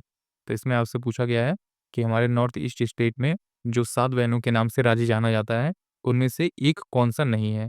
तो ऑप्शन नंबर सी आपका राइट आंसर हो जाएगा उड़ीसा। तो उड़ीसा ज़ाहिर-सी बात है, ये उतना नॉर्थ ईस्ट में नहीं पड़ता, तो इसलिए इन वो 7 बहनों में से एक नहीं है। तो 7 बहनों में से एक कौन-कौन सा है? जो मेघालय हो गया, त्रिपुरा हो गया, मणिपुर हो गया और नीचे आप और देख पा रहे होंगे अरुणाचल प्रदेश, असम, मणिपुर, मेघालय, मिज़ोरम, नागालैंड और त्रिपुरा। ठीक है? वो 7 बहनें हैं जो कि नॉर्थ ईस्ट स्टेट में मौजूद हैं। भारत के 7 राज्य में 7 सिस्टर इस प्रकार हैं। तो आपने देख लिया होगा, आप उसको अच्छे से याद कर सकते हैं और उड़ीसा इसका पार्ट नहीं है। नेक्स्ट क्वेश्चन है हमारा किस साल नागालैंड को अलग राज्य के रूप में बनाया गया? तो ऐसे क्वेश्चन भी पूछे जाते हैं, आप इसको भी याद रखेंगे। 1963 में बनाया गया था। तो आपने ये क्वेश्चन देख लिया और इसी तरह बहुत सारे राज्य जो हैं, उनका गठन किस वर्ष हुआ था, ये भी आपके लिए काफ़ी ज़्यादा इम्पोर्टेंट है। तो उनको भी हम लोग देखेंगे। जैसे कि नागालैंड जो है, वो 1963 में हुआ था, आंध्र प्रदेश हुआ था 1956 में, महाराष्ट्र हुआ था 1960 में, गुजरात 1960, हरियाणा जो है वो 1966 में, हिमाचल प्रदेश 1971, मेघालय, मणिपुर, त्रिपुरा ये तीनों 1972 में, सिक्किम 1975 में, मिज़ोरम 1987 में 1987 में और छत्तीसगढ़, उत्तराखंड और झारखंड ये 2000 में और तेलंगाना 2014 में। तो आप इस चीज़ को याद रखेंगे कि तेलंगाना जो है अब तक का सबसे नया राज्य जो है वो बनाया गया 2014 में। तो इस तरह से आप इन सभी स्टेट को इनके गठन के अनुसार याद रखेंगे कि कब इनका गठन है और कब ये इस टाइम पे मौजूद हुए हैं हमारे भारत राज्य में। तो आप इसको अच्छे से याद रख सकते हैं। इसी तरह आता है हमारा अगला नेक्स्ट क्वेश्चन जो कि है 93 डिग्री पूर्वी देशांतर और 27 डिग्री उत्तरी अक्षांश के बीच समुद्र तल से 530 मीटर ऊंचाई पर स्थित राज्य की राजधानी का नाम बताइए। तो आप देख पा रहे होंगे किस टाइप से क्वेश्चन पूछा गया है कि 93 डिग्री पूर्वी देशांतर और 27 डिग्री उत्तरी अक्षांश के बीच समुद्र तल से ऊंचाई इतनी है 530 मीटर और उस राज्य की राजधानी क्या है? तो उस राज्य की राजधानी है हमारी ईटानगर। ऑप्शन नंबर बी हमारा राइट आंसर हो जाएगा और उस राज्य की राजधानी क्या है? तो उस राज्य की राजधानी है हमारी ईटानगर और वो राज्य कौन-सा है? तो ईटानगर किसकी राजधानी है? ये है अरुणाचल प्रदेश की राजधानी है ईटानगर और हिमालय की तराई में बसा हुआ है। ईटानगर हिमालय की तराई में बसा हुआ है। नेक्स्ट क्वेश्चन आता है हमारा। तो नेक्स्ट क्वेश्चन देख पा रहे हैं, निम्नलिखित में से कौन गोवा के एक समुद्र तट है? तो कौन गोवा में एक समुद्र तट है? तो ये हो जाएगा पालोलेम। तो पालोलेम जो है वो गोवा में एक समुद्र तट मौजूद है। अगला टॉपिक आ गया हमारा जो कि ये झील जिसे लेक्स के नाम से जानेंगे। तो इसमें देखते हैं निम्नलिखित में से भारत की सबसे बड़ी मीठे पानी की लेक या झील कौन-सी है? तो ये हो जाएगी हमारी वुलर झील। तो वुलर झील हो जाएगी हमारी भारत की सबसे बड़ी और मीठे पानी की झील हो जाएगी। ये आपका right answer option number B. आगे बढ़ते हैं। नेक्स्ट क्वेश्चन आता है हमारा। निम्नलिखित में से कौन-सी झील आंध्र प्रदेश और तमिलनाडु की सीमा पर स्थित है? ये इंपॉर्टेंट क्वेश्चन है, आप इसको अच्छे से याद रखेंगे। तो ये है हमारी पुलकित झील। तो पुलकित झील जो है वो आंध्र प्रदेश और तमिलनाडु की सीमा पर स्थित है। नीचे आप देख पा रहे होंगे कि चिल्का झील के बाद यह झील भारत की दूसरी सबसे बड़ी खारे पानी की झील है। तो आप इस चीज़ को अच्छे से याद रखेंगे। नीचे और कुछ इंपॉर्टेंट झील दिए हुए हैं जैसे कि डल झील हो गया, जम्मू कश्मीर में है ये। सांभर झील ये राजस्थान में है। लोकटक झील ये मणिपुर में है। चिल्का झील ये उड़ीसा में है और लोनार झील ये महाराष्ट्र में है। तो ये कुछ इंपॉर्टेंट झील के नाम है, आप इनको याद रखेंगे और ये काफ़ी ज़्यादा एग्जाम्स में पूछे गए हैं। आगे बढ़ते हैं। नेक्स्ट क्वेश्चन आता है हमारा। निम्नलिखित में से कौन सी भारत की सबसे बड़ी झील है? तो भारत की सबसे बड़ी झील कौन-सी है? वो है वेम्बनाड झील। तो वेम्बनाड झील आप इसे याद रखेंगे, ये कहाँ पे है? तो ये भारतीय झील भारत के केरला राज्य में सबसे बड़ी झील मानी गई है। तो आप इस चीज़ को अच्छे से याद रखेंगे कि भारत की सबसे बड़ी झील वेम्बनाड झील और ये केरला में मौजूद है। तो ये कहाँ पे है? ये केरला में मौजूद है। आगे बढ़ते हैं। नेक्स्ट क्वेश्चन है, निम्नलिखित में से कौन-सी भारत में स्थित मीठे पानी की झील नहीं है? तो इसमें आपको बताना है मीठे पानी की झील नहीं है, तो ये हो जाएगा हमारा पुलकित झील। तो पुलकित झील जो है वो हमारा मीठे पानी की झील नहीं है। बाकी जो लोकटक है ये मीठे पानी की है, भीमताल ये भी और नैनीताल ये भी, पर पुलकित झील जो है ये हमारी मीठे पानी की झील नहीं है।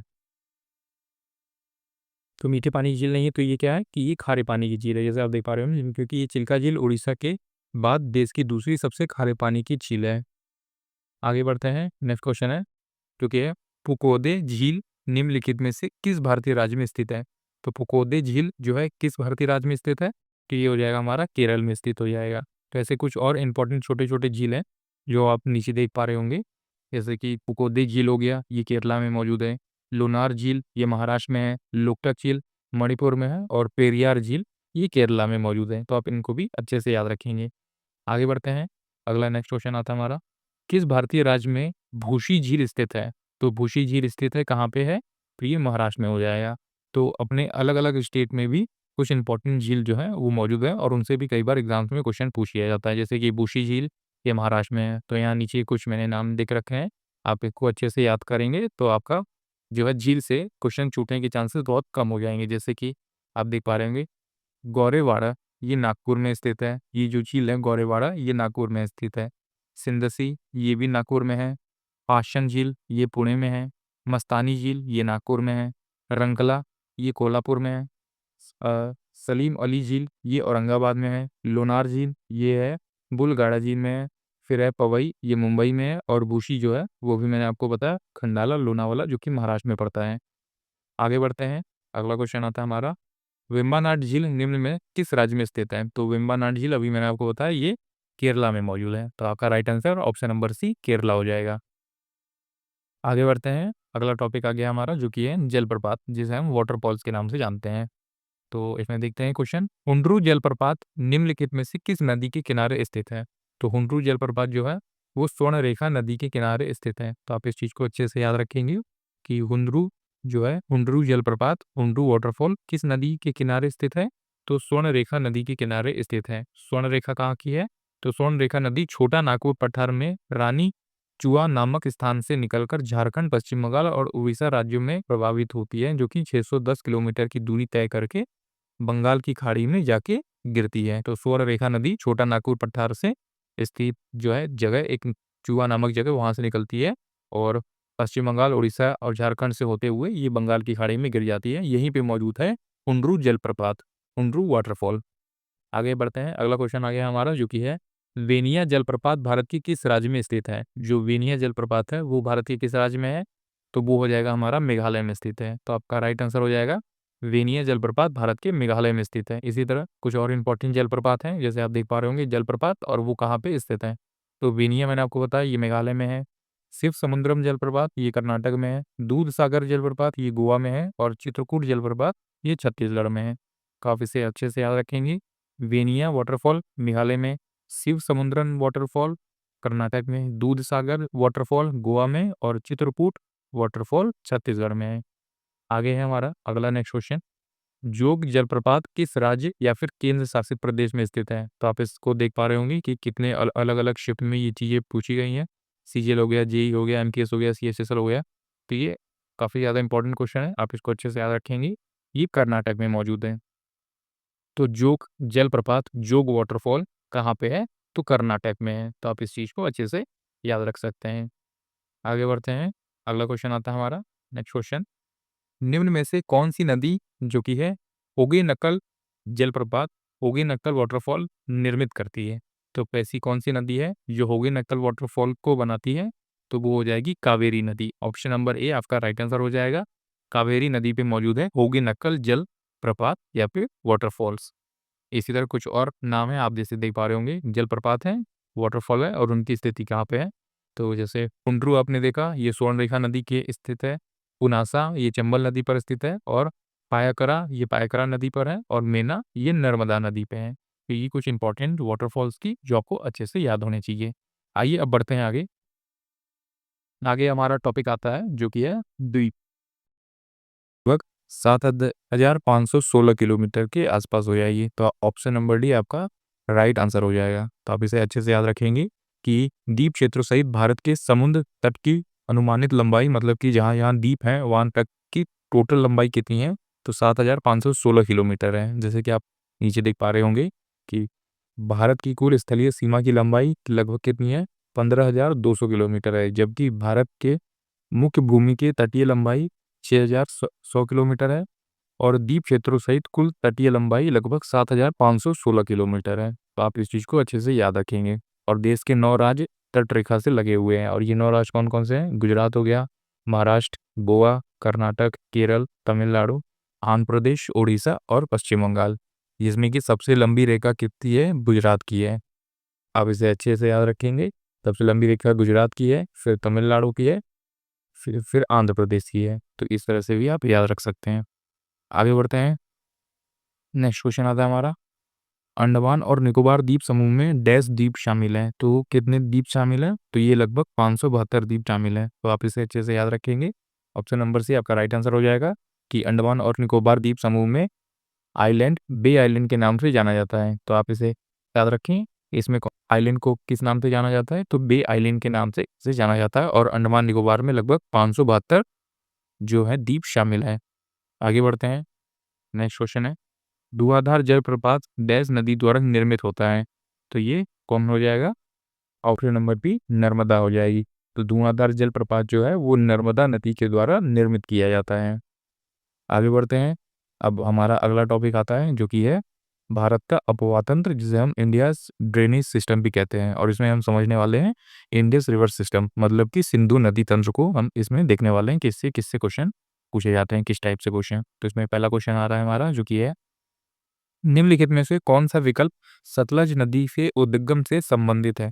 तो इसमें आपको बताना है कि सतलज नदी कहाँ से उद्गम होती है, मतलब कहाँ से निकलती है। तो इसका आपका राइट आंसर हो जाएगा राक्षस ताल से निकलती है। तो आप इसे अच्छे से याद रखेंगे कि सतलज नदी जो है वो राक्षस ताल से निकलती है। जैसे आप नीचे देख पा रहे होंगे कि सतलुज नदी तिब्बत में 4,555 मीटर की ऊंचाई पर मानसरोवर के निकट राक्षस ताल से निकलती है। तो आप उसे अच्छे से याद रखेंगे। आगे बढ़ते हैं। नेक्स्ट क्वेश्चन आता है हमारा, निम्नलिखित में से कौन सी नदी सिंधु नदी की सहायक नदी नहीं है। तो ये इंपॉर्टेंट क्वेश्चन है, ऐसे टाइप के क्वेश्चन आपसे ज़्यादातर पूछे जाते हैं। तो ये हो जाएगी रिंद नदी। तो आप इसे अच्छे से याद रखेंगे। रिंद नदी जो है ये सिंधु नदी की सहायक नदी नहीं है। जास्कर सहायक नदी है, गिलगित सहायक नदी है और हुंजा सहायक नदी है, लेकिन जो रिंद नदी है ये सिंधु नदी की सहायक नदी में से नहीं आती। आप इसे अच्छे से याद रखेंगे। जैसे नीचे आप देख पा रहे होंगे कि रिंद सिंधु नदी की सहायक नदी नहीं है। सिंधु नदी की बहुत सी सहायक नदियां जो है हिमालय पर्वत से निकलती हैं, जैसे कि श्योक, गिलगित, जास्कर, कुंजा, नुब्रा, शिगार, गास्टिंग और द्रास। तो ये सभी जो है वो सिंधु नदी की सहायक नदियों में से एक हैं और ये क्वेश्चन काफ़ी ज़्यादा इंपॉर्टेंट है, आपको अच्छे से याद होना चाहिए।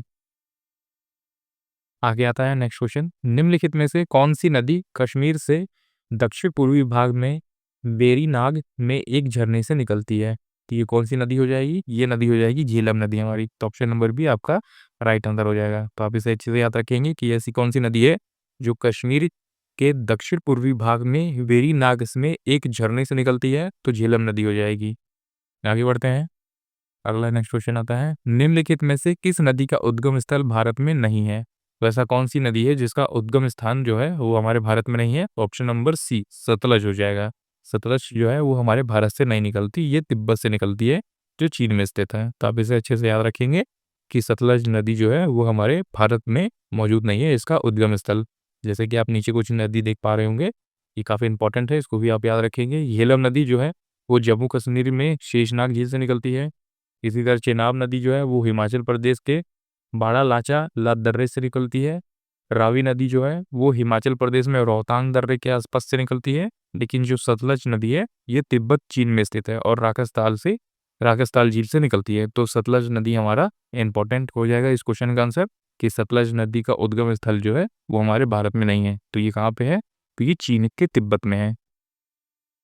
नेक्स्ट क्वेश्चन है हमारा, निम्न में से किस नदी का मुहाना कर्क रेखा के उत्तर में स्थित है। तो आपसे पूछा गया है कि ऐसी कौन सी नदी है जिसका मुहाना कर्क रेखा के उत्तर में स्थित है। तो इस क्वेश्चन का राइट आंसर हो जाएगा सिंधु नदी। तो सिंधु नदी जो है वो कर्क रेखा के उत्तर में स्थित है, तो आपका राइट आंसर हो जाएगा। जैसे आप नीचे देख पा रहे होंगे कि सिंधु नदी अपने उद्गम स्थल से गंगा पर्वत के उत्तरी भाग में घूमकर दक्षिण पश्चिम में पाकिस्तान के बीच से गुजरती है और अरब सागर में मिल जाती है। सिंधु नदी का मुहाना कर्क रेखा के उत्तर में स्थित है, तो सिंधु नदी आपका राइट आंसर हो जाएगा। आगे बढ़ते हैं, नेक्स्ट क्वेश्चन आता है हमारा, निम्न में से कौन सी नदी अरब सागर से गिरती है? तो आपका इसमें राइट आंसर क्या होगा कि कौन सी ऐसी नदी है जो अरब सागर में गिरेगी? तो वो सिंधु नदी हो जाएगी। सिंधु नदी जो है वो अरब सागर में गिरती है, तो आपका राइट आंसर भी यही हो जाएगा। आगे है हमारा टॉपिक जो कि है गंगा रिवर सिस्टम, जिसे हम गंगा नदी तंत्र के नाम से भी जानते हैं। तो इसमें क्वेश्चन देखते हैं पहला, जो कि है भागीरथी नदी की प्रमुख सहायक नदी कौन सी है? तो ये हमारा आंसर हो जाएगा जो है बिलांगना। तो बिलांगना जो है वो हमारी भागीरथी नदी की प्रमुख सहायक नदी है, तो बिलांगना आपका राइट आंसर हो जाएगा। आगे है नेक्स्ट हमारा क्वेश्चन, कौन सी नदी बेसिन जो है वो 8,60,000 किलोमीटर स्क्वायर के क्षेत्रफल में और 11 भारतीय राज्यों में फैला हुआ है? तो ऐसी कौन सा नदी बेसिन है जो 8,60,000 किलोमीटर स्क्वायर के क्षेत्रफल में और 11 भारतीय राज्यों में फैला हुआ है? तो ये हो जाएगा गंगा बेसिन।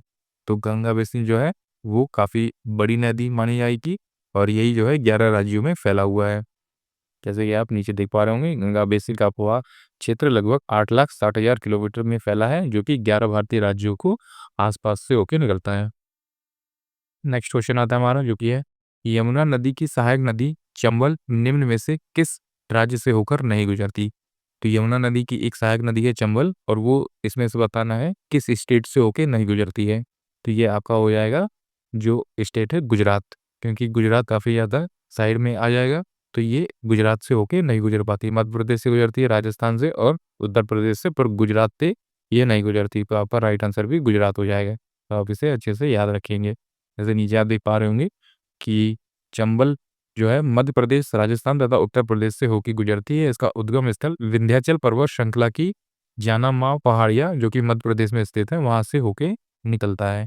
तो आप इसे याद रखेंगे अच्छे से कि चंबल नदी कहाँ से निकलती है, विंध्याचल पर्वत के जानापाव पहाड़ियाँ से निकलती है।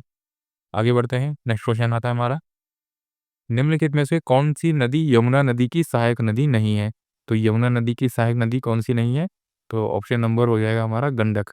तो गंडक नदी जो है वो यमुना नदी की सहायक नदी में से एक नहीं मानी जाती।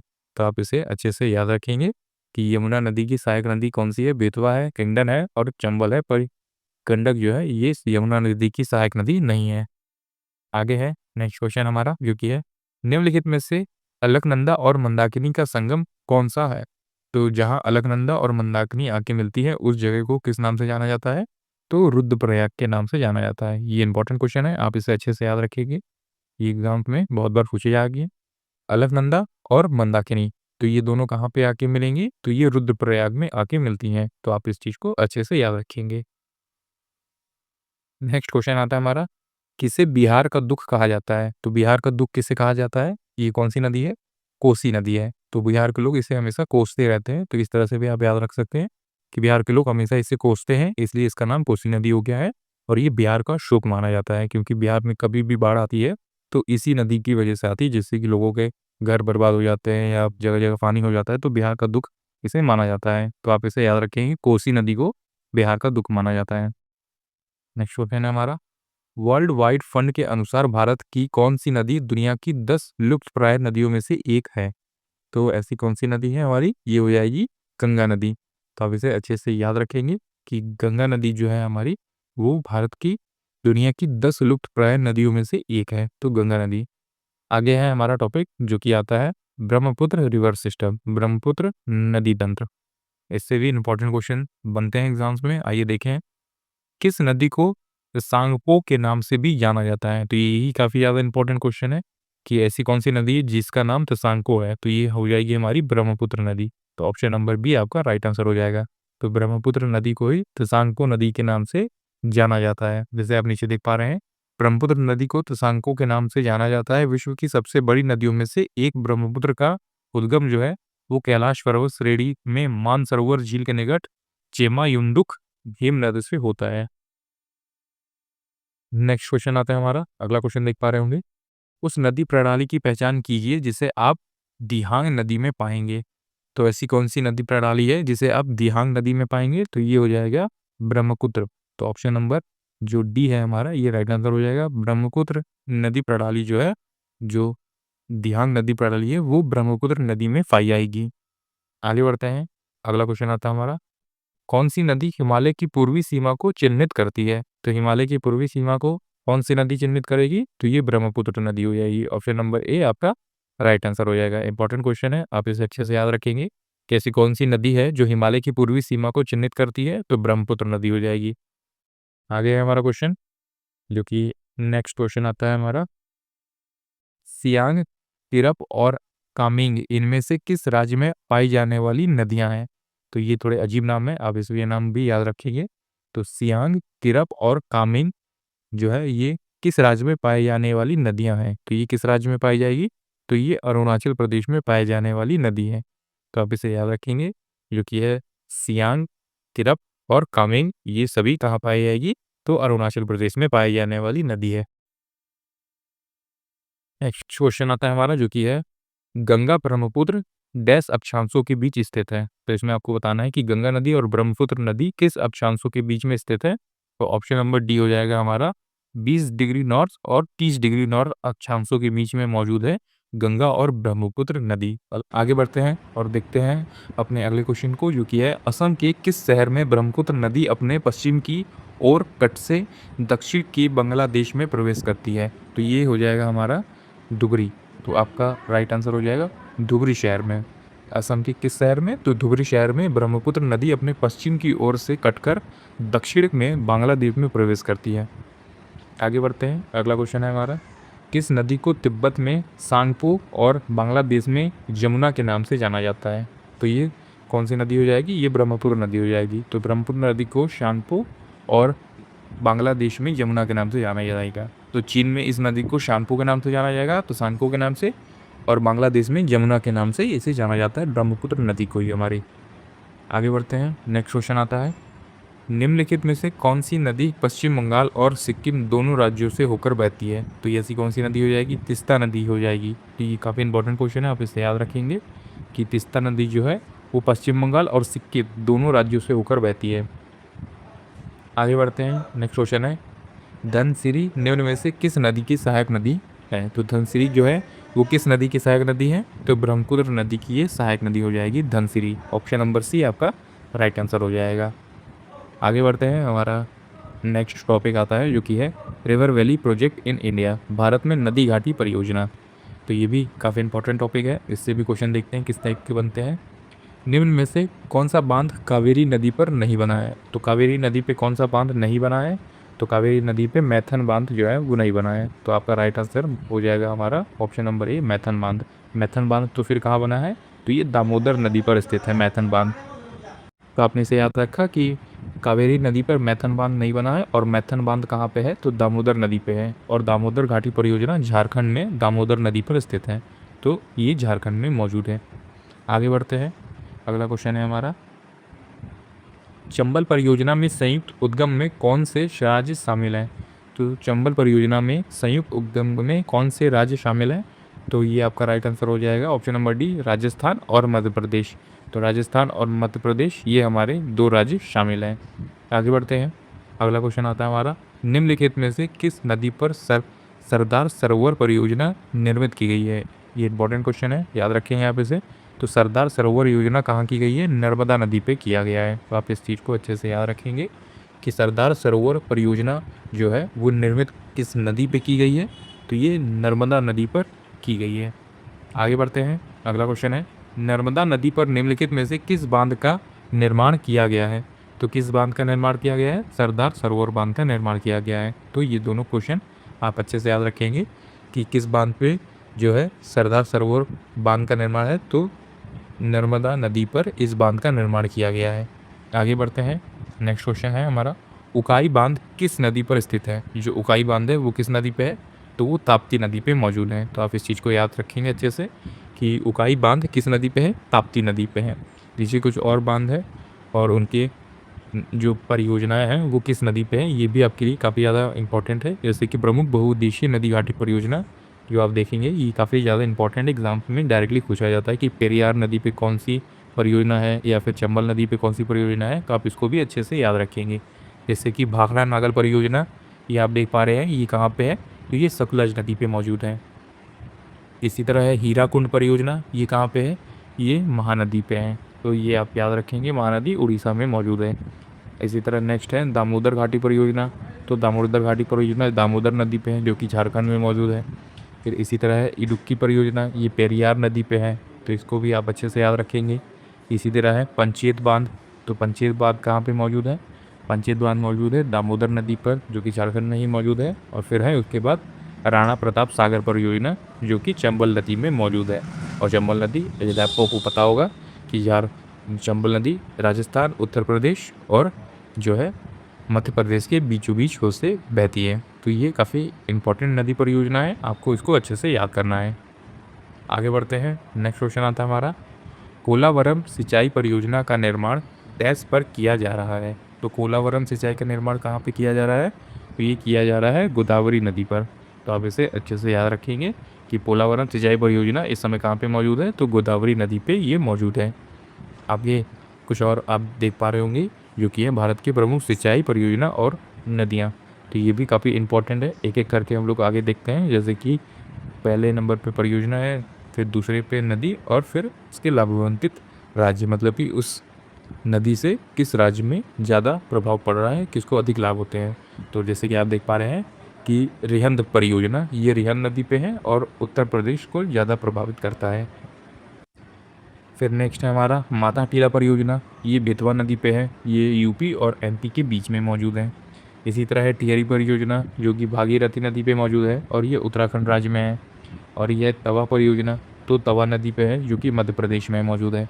फिर है इंदिरा सागर परियोजना जो कि नर्मदा नदी पे है और ये मध्य प्रदेश में है। फिर है गांधी सागर परियोजना, चंबल नदी जो कि मध्य प्रदेश से होके जाती है। फिर है भाखड़ा नागल परियोजना, सतलज नदी पे मौजूद है जो कि है हरियाणा, पंजाब और राजस्थान के आसपास से होकर निकलती है। फिर है राणा प्रताप सागर परियोजना जो कि चंबल नदी से है और राजस्थान के आसपास मौजूद है।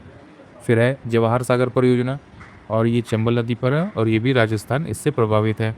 फिर है नथपा झाकरी परियोजना जो कि सतलज नदी पे मौजूद है और हिमाचल प्रदेश में है।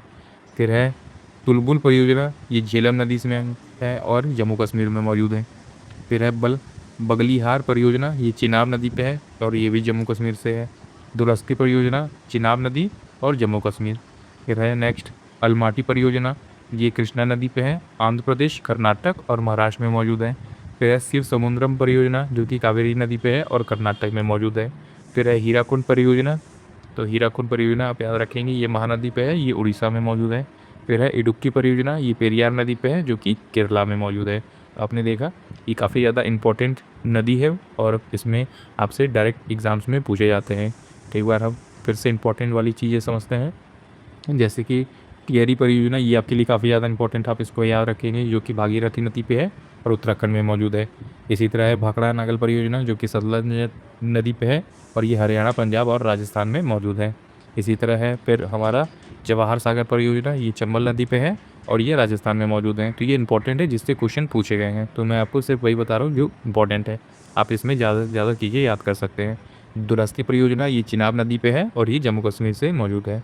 फिर है अलमाटी परियोजना, कृष्णा नदी पे है और आंध्र प्रदेश, कर्नाटक और महाराष्ट्र से आसपास से निकलती है। यह सी समुद्रम, फिर है कावेरी नदी पे है और कर्नाटक में है। इसी तरह हीराकुंड और इडुक्की परियोजना है, हीराकुंड जो है वो महानदी पे है और ये उड़ीसा से मौजूद है, और इडुक्की परियोजना ये पेरियार नदी पे है और ये केरला में मौजूद है। तो ये वाला काफ़ी ज़्यादा इंपॉर्टेंट है, ये हीराकुंड और शिव समुद्रम, तो ये तीनों आपको अच्छे से याद होने चाहिए। आगे है हमारा नेक्स्ट टॉपिक जो कि है इंडियस क्लाइमेट, भारत की जलवायु। तो इंडियस क्लाइमेट में क्वेश्चन देखते हैं किस टाइप से बनते हैं। तो इसमें पहला क्वेश्चन देख पा रहे हैं आप, दक्षिणी पश्चिम मानसून की ऋतु के दौरान भारत में दक्षिण पूर्वी व्यापारिक पवनों की दिशा क्या होती है। तो ये व्यापारिक पवनों की दिशा हो जाएंगी दक्षिण पश्चिम, अब इसे अच्छे से याद रखेंगे कि दक्षिण पश्चिम व्यापारिक पवनों की दिशा हो जाएंगी। आगे है हमारा क्वेश्चन कि आता है कोपेन जलवायु वर्गीकरण प्रणाली के तहत कौन सा जलवायु क्षेत्र सामान्यतः ऐसे महाद्वीपों के पश्चिमी तटों पर स्थित है जहां 35 से 90 सेंटीमीटर के बीच में वर्षा होती है। तो ये भूमध्य सागरीय जलवायु हो जाएगी। तो भूमध्य सागरीय जलवायु हो जाएगी यहाँ पे लगभग 35 से 90 सेंटीमीटर के बीच में वर्षा हो जाती है। आगे बढ़ते हैं और अगला क्वेश्चन देखते हैं। हमारा नेक्स्ट क्वेश्चन है निम्नलिखित में से किस राज्य में मानसून के निर्वतन के दौरान वर्षा होती है? निर्वतन का मतलब होता है कि वापस जाना। तो जब मानसून वापस जा रहा होता है तो कहाँ पे वर्षा होती है? तमिलनाडु में होती है। ऑप्शन नंबर ए आपका राइट आंसर हो जाएगा। जैसे आप नीचे देख पा रहे हैं, तमिलनाडु राज्य में मानसून के निर्वतन, जिसे लौटता हुआ मानसून कहते हैं, उसके दौरान वर्षा होती है।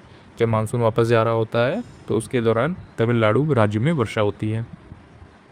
नेक्स्ट क्वेश्चन आता है हमारा, जो कि है किस समय भारत में दक्षिणी पश्चिमी मानसून वर्षा होती है? तो किस समय जो है भारत में दक्षिणी पश्चिमी मानसून वर्षा होती है? तो ये हो जाएगी जून से सितंबर तक। तो इसी महीने में हमारे ज़्यादातर राज्यों में मानसून आ जाता है जून से सितंबर के बीच में, और यही है दक्षिणी पश्चिमी मानसून। आगे बढ़ते हैं, नेक्स्ट क्वेश्चन है, निम्नलिखित में से किस राज्य में सर्दियों के महीनों में सबसे अधिक वर्षा होती है? तो ये हो जाएगा हमारा ऑप्शन नंबर सी, तमिलनाडु। तो तमिलनाडु में सर्दियों के महीनों में ज़्यादातर वर्षा हमें देखने को मिलती है।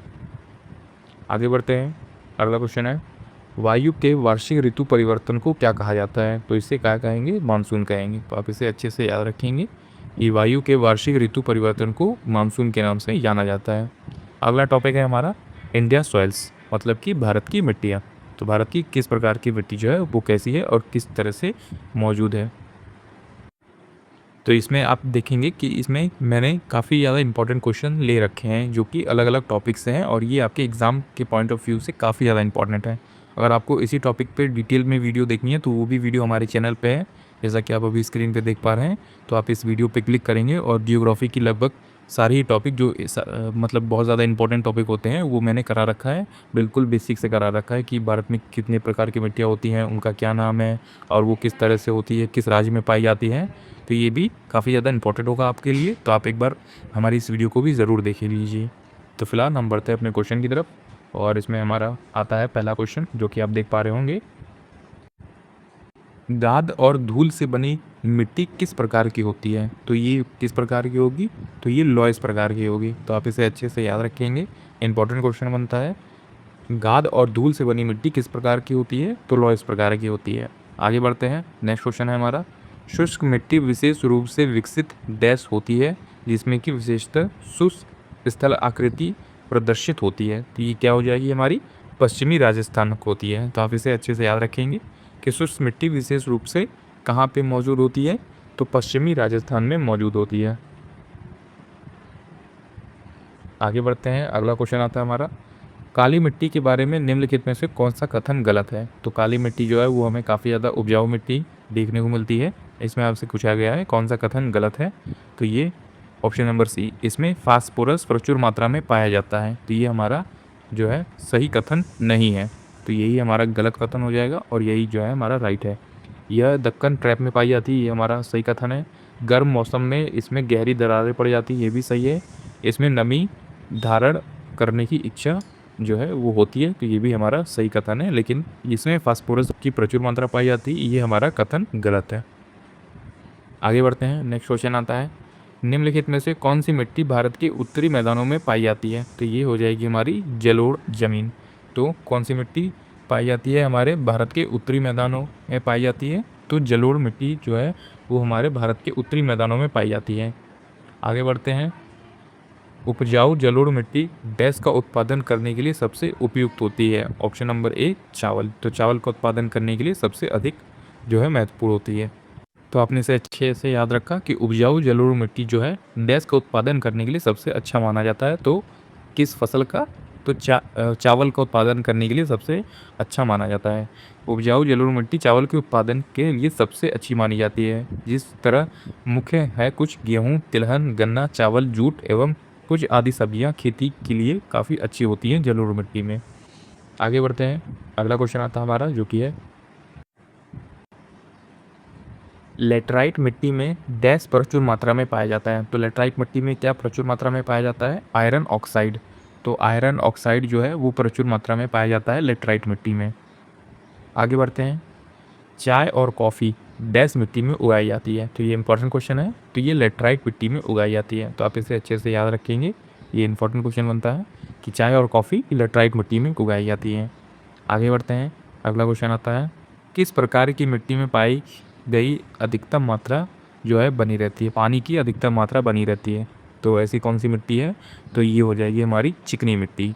तो जैसे आपने कभी गाँव-वाँव में देखा होगा कि एक चिकनी मिट्टी होती है, ब्राउन कलर की होती है, उसमें पानी की बहुत अधिक मात्रा होती है और उसमें कई दिनों तक, कई महीनों तक पानी के कण जो है बने रहते हैं। तो ये काफ़ी ज़्यादा पानी से भरी हुई मिट्टी होती है। आगे बढ़ते हैं। नेक्स्ट क्वेश्चन है हमारा, काजू उगाने के लिए किस प्रकार की मृदा सबसे अधिक उपयुक्त होती है? तो काजू के लिए कौन सी मिट्टी में इसकी खेती की जानी चाहिए? लाल लेटराइट मिट्टी में इसकी खेती होती है। तो काजू के लिए आप याद रखेंगे कि लाल लेटराइट मिट्टी में इसकी खेती होती है। ऑप्शन नंबर डी आपका राइट आंसर हो जाएगा। आगे है हमारा 14 टॉपिक जो कि है भारत की वन और वनस्पतियाँ, फॉरेस्ट वेजिटेशन ऑफ इंडिया, कि ये भी काफ़ी ज़्यादा इंपॉर्टेंट टॉपिक है। आइए देखते हैं इसमें किस टाइप से क्वेश्चन पूछे गए हैं। तो भारत में महोगनी, रोजवुड और सिनकोना के पेड़ किस प्रकार के वनों में पाए जाते हैं? तो ये किस प्रकार के वनों में पाए जाएंगे? उष्णकटिबंधीय सदाबहार वन में पाए जाएंगे। तो आपके लिए ये इंपॉर्टेंट है, आप इसे याद रखेंगे कि मैगोनी हो गया, रोजवुड हो गया और सिनकोना हो गया, ये उष्णकटिबंधीय सदाबहार वन में पाए जाते हैं। आगे बढ़ते हैं, इंपॉर्टेंट क्वेश्चन है ये भी, आप इसे अच्छे से याद रखें। भारत में सनूर, सिल्वर पर, हशुपा, जूनिपर्स और देवदार, पाइन और भोज वृक्ष जिसे बर्च के नाम से जानते हैं, ये किस प्रकार के वन में पाए जाते हैं? तो ये किस प्रकार के वन में पाए जाते हैं? ये पर्वतीय वन होते हैं और ये उसी जगह में मौजूद होते हैं। तो ये इंपॉर्टेंट क्वेश्चन है, आपको ये नहीं दिख रहा कि नाम अजीब हैं कैसे हैं, आपको बस सिंपल इसे याद कर लेना है। सनूर, हपूषा, देवदार और भोज वृक्ष, ये सभी जो है पर्वतीय वन है। आगे बढ़ते हैं। आगे हमारा क्वेश्चन आता है, भारत में ताड़, नारियल, केवड़ा, अंगार निम्नलिखित में से किस वन में सामान्यतः पाए जाने वाले वृक्ष हैं? तो किस वन में पाए जाने वाले हैं? ये मैनग्रोव के वनों में पाए जाने वाले वृक्ष हैं। तो ये इंपॉर्टेंट है आपके लिए, इसे याद रखेंगे इसे आप। आगे बढ़ते हैं। आगे हमारा नेक्स्ट क्वेश्चन आता है, भारत के जिन क्षेत्रों में 70 सेंटीमीटर से कम वर्षा होती है वहाँ झाड़ियों और छोटे झाड़ झंकाड़ाऊ वाले किस प्रकार के वन पाए जाते हैं? तो ये किस प्रकार के वन पाए जाएंगे? उष्णकटिबंधीय वन पाए जाएंगे, जहाँ पे बारिश की मात्रा थोड़ी सी कम होती है। तो यहाँ पे जो है झाड़ और छोटे झाड़ियाँ वाले वन पाए जाते हैं, उसे उष्णकटिबंधीय वन के नाम से जाना जाता है। आगे बढ़ते हैं। हमारा अगला नेक्स्ट क्वेश्चन आता है जो कि है, आप देख पा रहे होंगे, भारत के किस राज्य में स्थानांतरित खेती को बरिंगा के नाम से जाना जाता है? तो ये इंपॉर्टेंट क्वेश्चन है, आप इसे अच्छे से याद रखेंगे कि बरिंगा के नाम से जाने जाने वाली सी कौन सी खेती है और किस जगह पे होती है? तो ये हो जाएगी उड़ीसा में। तो उड़ीसा आप याद रखेंगे, उड़ीसा में बरिंगा खेती जो है वो होती है। इसी तरह कुछ और इम्पोर्टेंट स्टेट हैं और उनसे जुड़े कुछ खेती के प्रमुख नाम हैं। तो जैसे कि उड़ीसा आप देख पा रहे होंगे, उड़ीसा में जो है बरिंगा खेती होती है। मणिपुर में पमालू जो है वो खेती होती है। आंध्र प्रदेश में पेंडा और मध्य प्रदेश में दहिया खेती होती है। तो ये इंपॉर्टेंट है, आप इसको भी अच्छे से याद रखेंगे। अगला नेक्स्ट क्वेश्चन आता है हमारा, निम्नलिखित में से किस प्रकार की खेती को असम में झूम खेती के रूप से जाना जाता है? तो झूम खेती के रूप से जाने जाने वाला असम में कौन सी खेती है? तो ये स्थानांतरित कृषि होती है। स्थानांतरित कृषि जो है वो असम में झूम के रूप से जानी जाती है।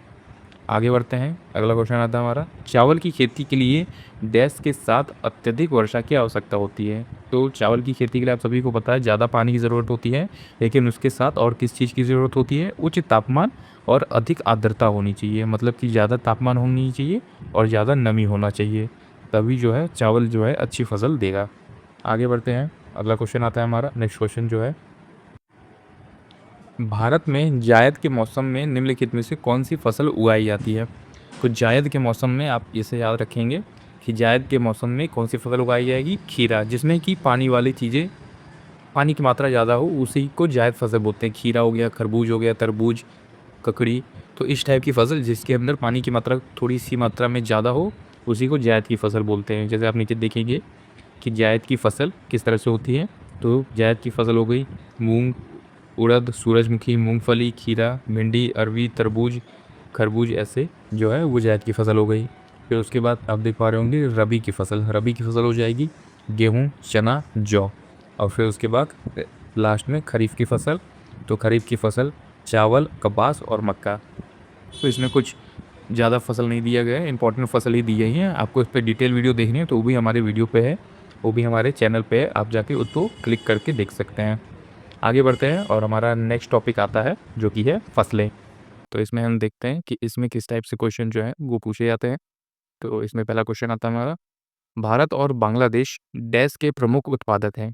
तो इसमें आपसे पूछा गया है कि भारत और बांग्लादेश किसके प्रमुख उत्पादक है, ऐसी कौन सी फसल है? तो ये फसल हो जाएगी जूट। तो जूट आप याद रखेंगे, जहाँ भारत और बांग्लादेश का प्रमुख उत्पादक फसल है।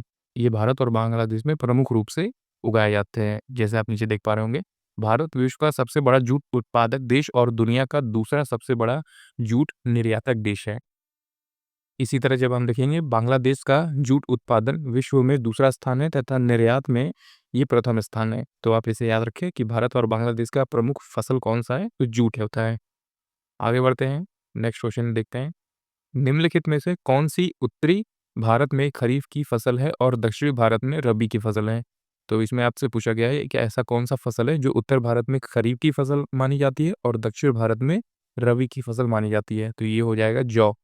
तो जौ हमारा ऐसा फसल है जो हमारे नॉर्थ में इसे खरीफ की फसल कहेंगे और दक्षिण भारत में जाएंगे तो यही रबी की फसल हो जाएगी। तो आप इसे याद रखेंगे कि जौ दोनों फसलों के रूप में मानी जाती है, एक खरीफ की फसल नॉर्थ में और रबी की फसल साउथ में।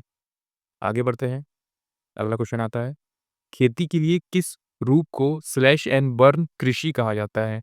तो खेती की किस रूप को स्लैश एंड बर्न खेती कहा जाता है? तो ये कहा जाता है आदिम पारंपरिक निर्वाह खेती को। तो आप इसे याद रखेंगे, ये आदिम पारंपरिक निर्वाह खेती है जिसे स्लैश एंड बर्न खेती को इसी रूप से जाना जाता है। इसमें क्या होता है कि पहले फसल उगाई जाती है, फिर उस फसल को काटकर उस जो ज़मीन होती है उसे जला दिया जाता है, फिर उसके थोड़े टाइम बाद दूसरी जगह पे फसल उगाई जाती है। तो इससे करते-करते जो है खेत जो है जल्दी-जल्दी टाइम पे फसल उगाने में सक्षम हो जाता है, तो इसी को स्लैश एंड बर्न खेती कहा जाता है। आगे बढ़ते हैं, नेक्स्ट क्वेश्चन देखते हैं। पूर्वोत्तर भारत में स्थानांतरण कृषि को डैश के रूप में भी जाना जाता है। तो इसे किस और नाम से जाना जाता है? इसे झूम खेती के नाम से जाना जाता है।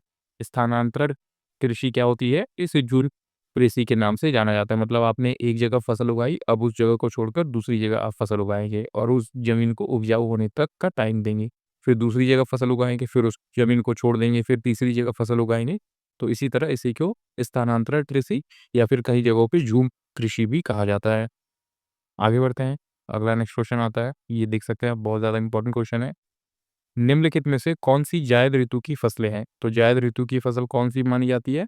तो जिसमें कि पानी की मात्रा ज़्यादा होती है, जैसे कद्दू, खीरा, खरबूज, तरबूज, तो ये सभी जो है वो जायद की फसलें मानी जाती हैं। इसमें हमारा राइट आंसर क्या हो जाएगा? कद्दू जो है वो हमारा जायद ऋतु की फसल है।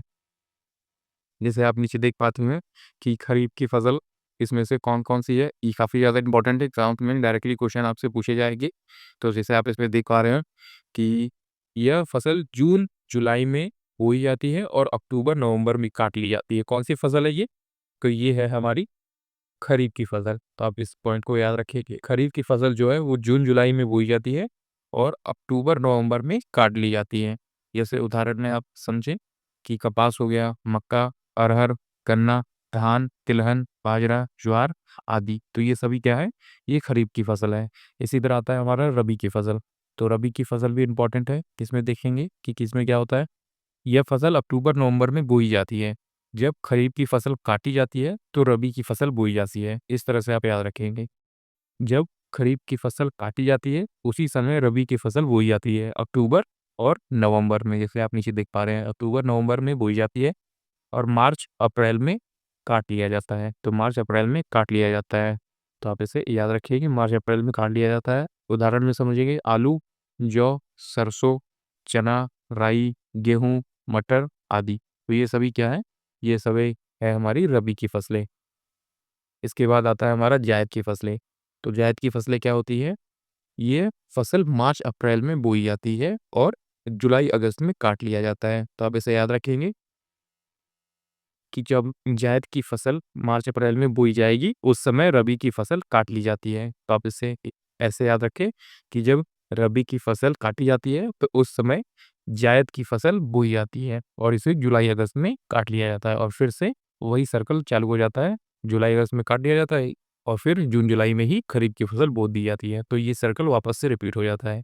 इसमें प्रमुख उदाहरण है करेला, ककड़ी, तरबूज, खरबूज, कद्दू, लौकी आदि। तो ये सभी हमारी क्या है? ये सभी जायद की फसलें हैं। तो आप इस पॉइंट को भी अच्छे से याद रखेंगे। तो आपने याद रखा, खरीफ की फसल जून-जुलाई में बोई जाती है और अक्टूबर-नवंबर में काट ली जाती है। रबी की फसल जो है वो नवंबर, अक्टूबर के आसपास जो है वो बोई जाती है, मार्च अप्रैल में काट ली जाती है और जायद की फसल जो है वो मार्च अप्रैल में बोई जाती है और जुलाई अगस्त में काट ली जाती है। तो एक के बाद ये एक साइकिल रिपीट होता जाता है, तो आप इस चीज़ को अच्छे से याद रखेंगे।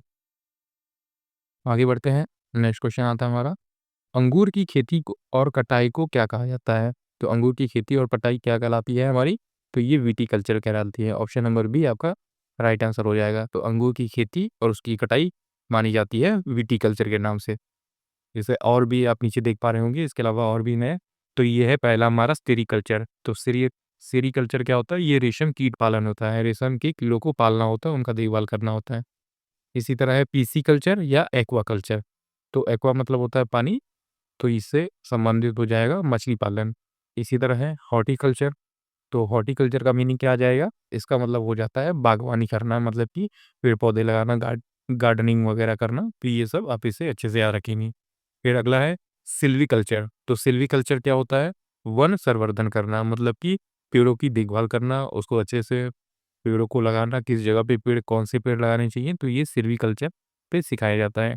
फिर अगला है फ्लोरीकल्चर। फ्लोरीकल्चर में क्या होता है? फूलों की खेती होती है, मतलब जगह-जगह पर अच्छे-अच्छे फूल लगाए जाते हैं। तो आपने देख लिया, फ्लोरीकल्चर फूलों की खेती हो जाएगी। जो है सिल्वीकल्चर ये वन संवर्धन हो जाएगा। हॉर्टिकल्चर ये बागवानी हो जाएगी। पीसीकल्चर या फिर एक्वाकल्चर ये हो जाएगा मछली को पालना और सेरीकल्चर ये हो जाएगा रेशम की कीट को पालना। आइए बढ़ते हैं आगे। आगे हमारा टॉपिक आ जाता है भारत में खनिज संसाधन या फिर खनिज संसाधन, mineral resource industry in India. आइए देखते हैं इसमें हमारा क्वेश्चन किस तरह से पूछा गया है। प्रमाणित कोयला भंडार, कोयला मंत्रालय, भारत सरकार 2018 तक की प्राप्त जानकारी के अनुसार संदर्भ में निम्नलिखित राज्यों के अवरोही क्रम में सही क्रम क्या है? तो इसमें आपसे पूछा गया है कि प्रमाणित कोयला भंडार जो कोयला मंत्रालय है, वो 2018 के प्राप्त जानकारी के अनुसार इनका अवरोही क्रम क्या है? तो इसमें हमारा अवरोही क्रम देखने को जो मिलता है वो है ऑप्शन नंबर पहला, जो है झारखंड, उड़ीसा, छत्तीसगढ़ और पश्चिम बंगाल। तो ये क्या है? अवरोही क्रम है, मतलब कि बड़े से छोटे की तरफ। मतलब सबसे ज़्यादा देश में कोयला हमें झारखंड में देखने को मिलेगा, फिर उड़ीसा में, फिर छत्तीसगढ़ में और फिर पश्चिम बंगाल में। तो इस तरह से ये अवरोही क्रम हो जाएगा। तो आप इस चीज़ को अच्छे से याद रखेंगे कि झारखंड में सबसे ज़्यादा है, फिर उससे कम है उड़ीसा में, फिर उससे कम छत्तीसगढ़ में और फिर लास्ट में पश्चिम बंगाल में। तो ये अवरोही क्रम है 2018 की जानकारी के अनुसार। आगे बढ़ते हैं और नेक्स्ट क्वेश्चन आता है हमारा, निम्नलिखित में से ऐसा कौन-सा अवसादी खनिज है, जिसे सभी लोग नमक के रूप में जानते हैं? आमतौर पर ऐसी शुष्क जलवायु में बनता है, जहाँ समुद्र का पानी वाष्पित हो जाता है। तो ये कौन-सा खनिज है? ये है हमारा ऑप्शन नंबर ए, हैलाइट खनिज। तो हैलाइट खनिज एक ऐसा खनिज है, जिसे सभी लोग जो है नमक के रूप में जानते हैं और ये ऐसी शुष्क जलवायु में बनता है, जहाँ की पानी जो है वाष्प बनकर उड़ जाता है, यहाँ समुद्र का पानी वाष्प बन के उड़ जाता है, तो हैलाइट आपका राइट आंसर हो जाएगा। आगे बढ़ते हैं और अगला क्वेश्चन है हमारा, निम्नलिखित में से किस राज्य में खेतड़ी कॉपर बेल्ट स्थित है? तो ये कहाँ पे है? ये राजस्थान में मौजूद है। तो खेतड़ी कॉपर बेल्ट कहाँ पे मौजूद है? राजस्थान में मौजूद है।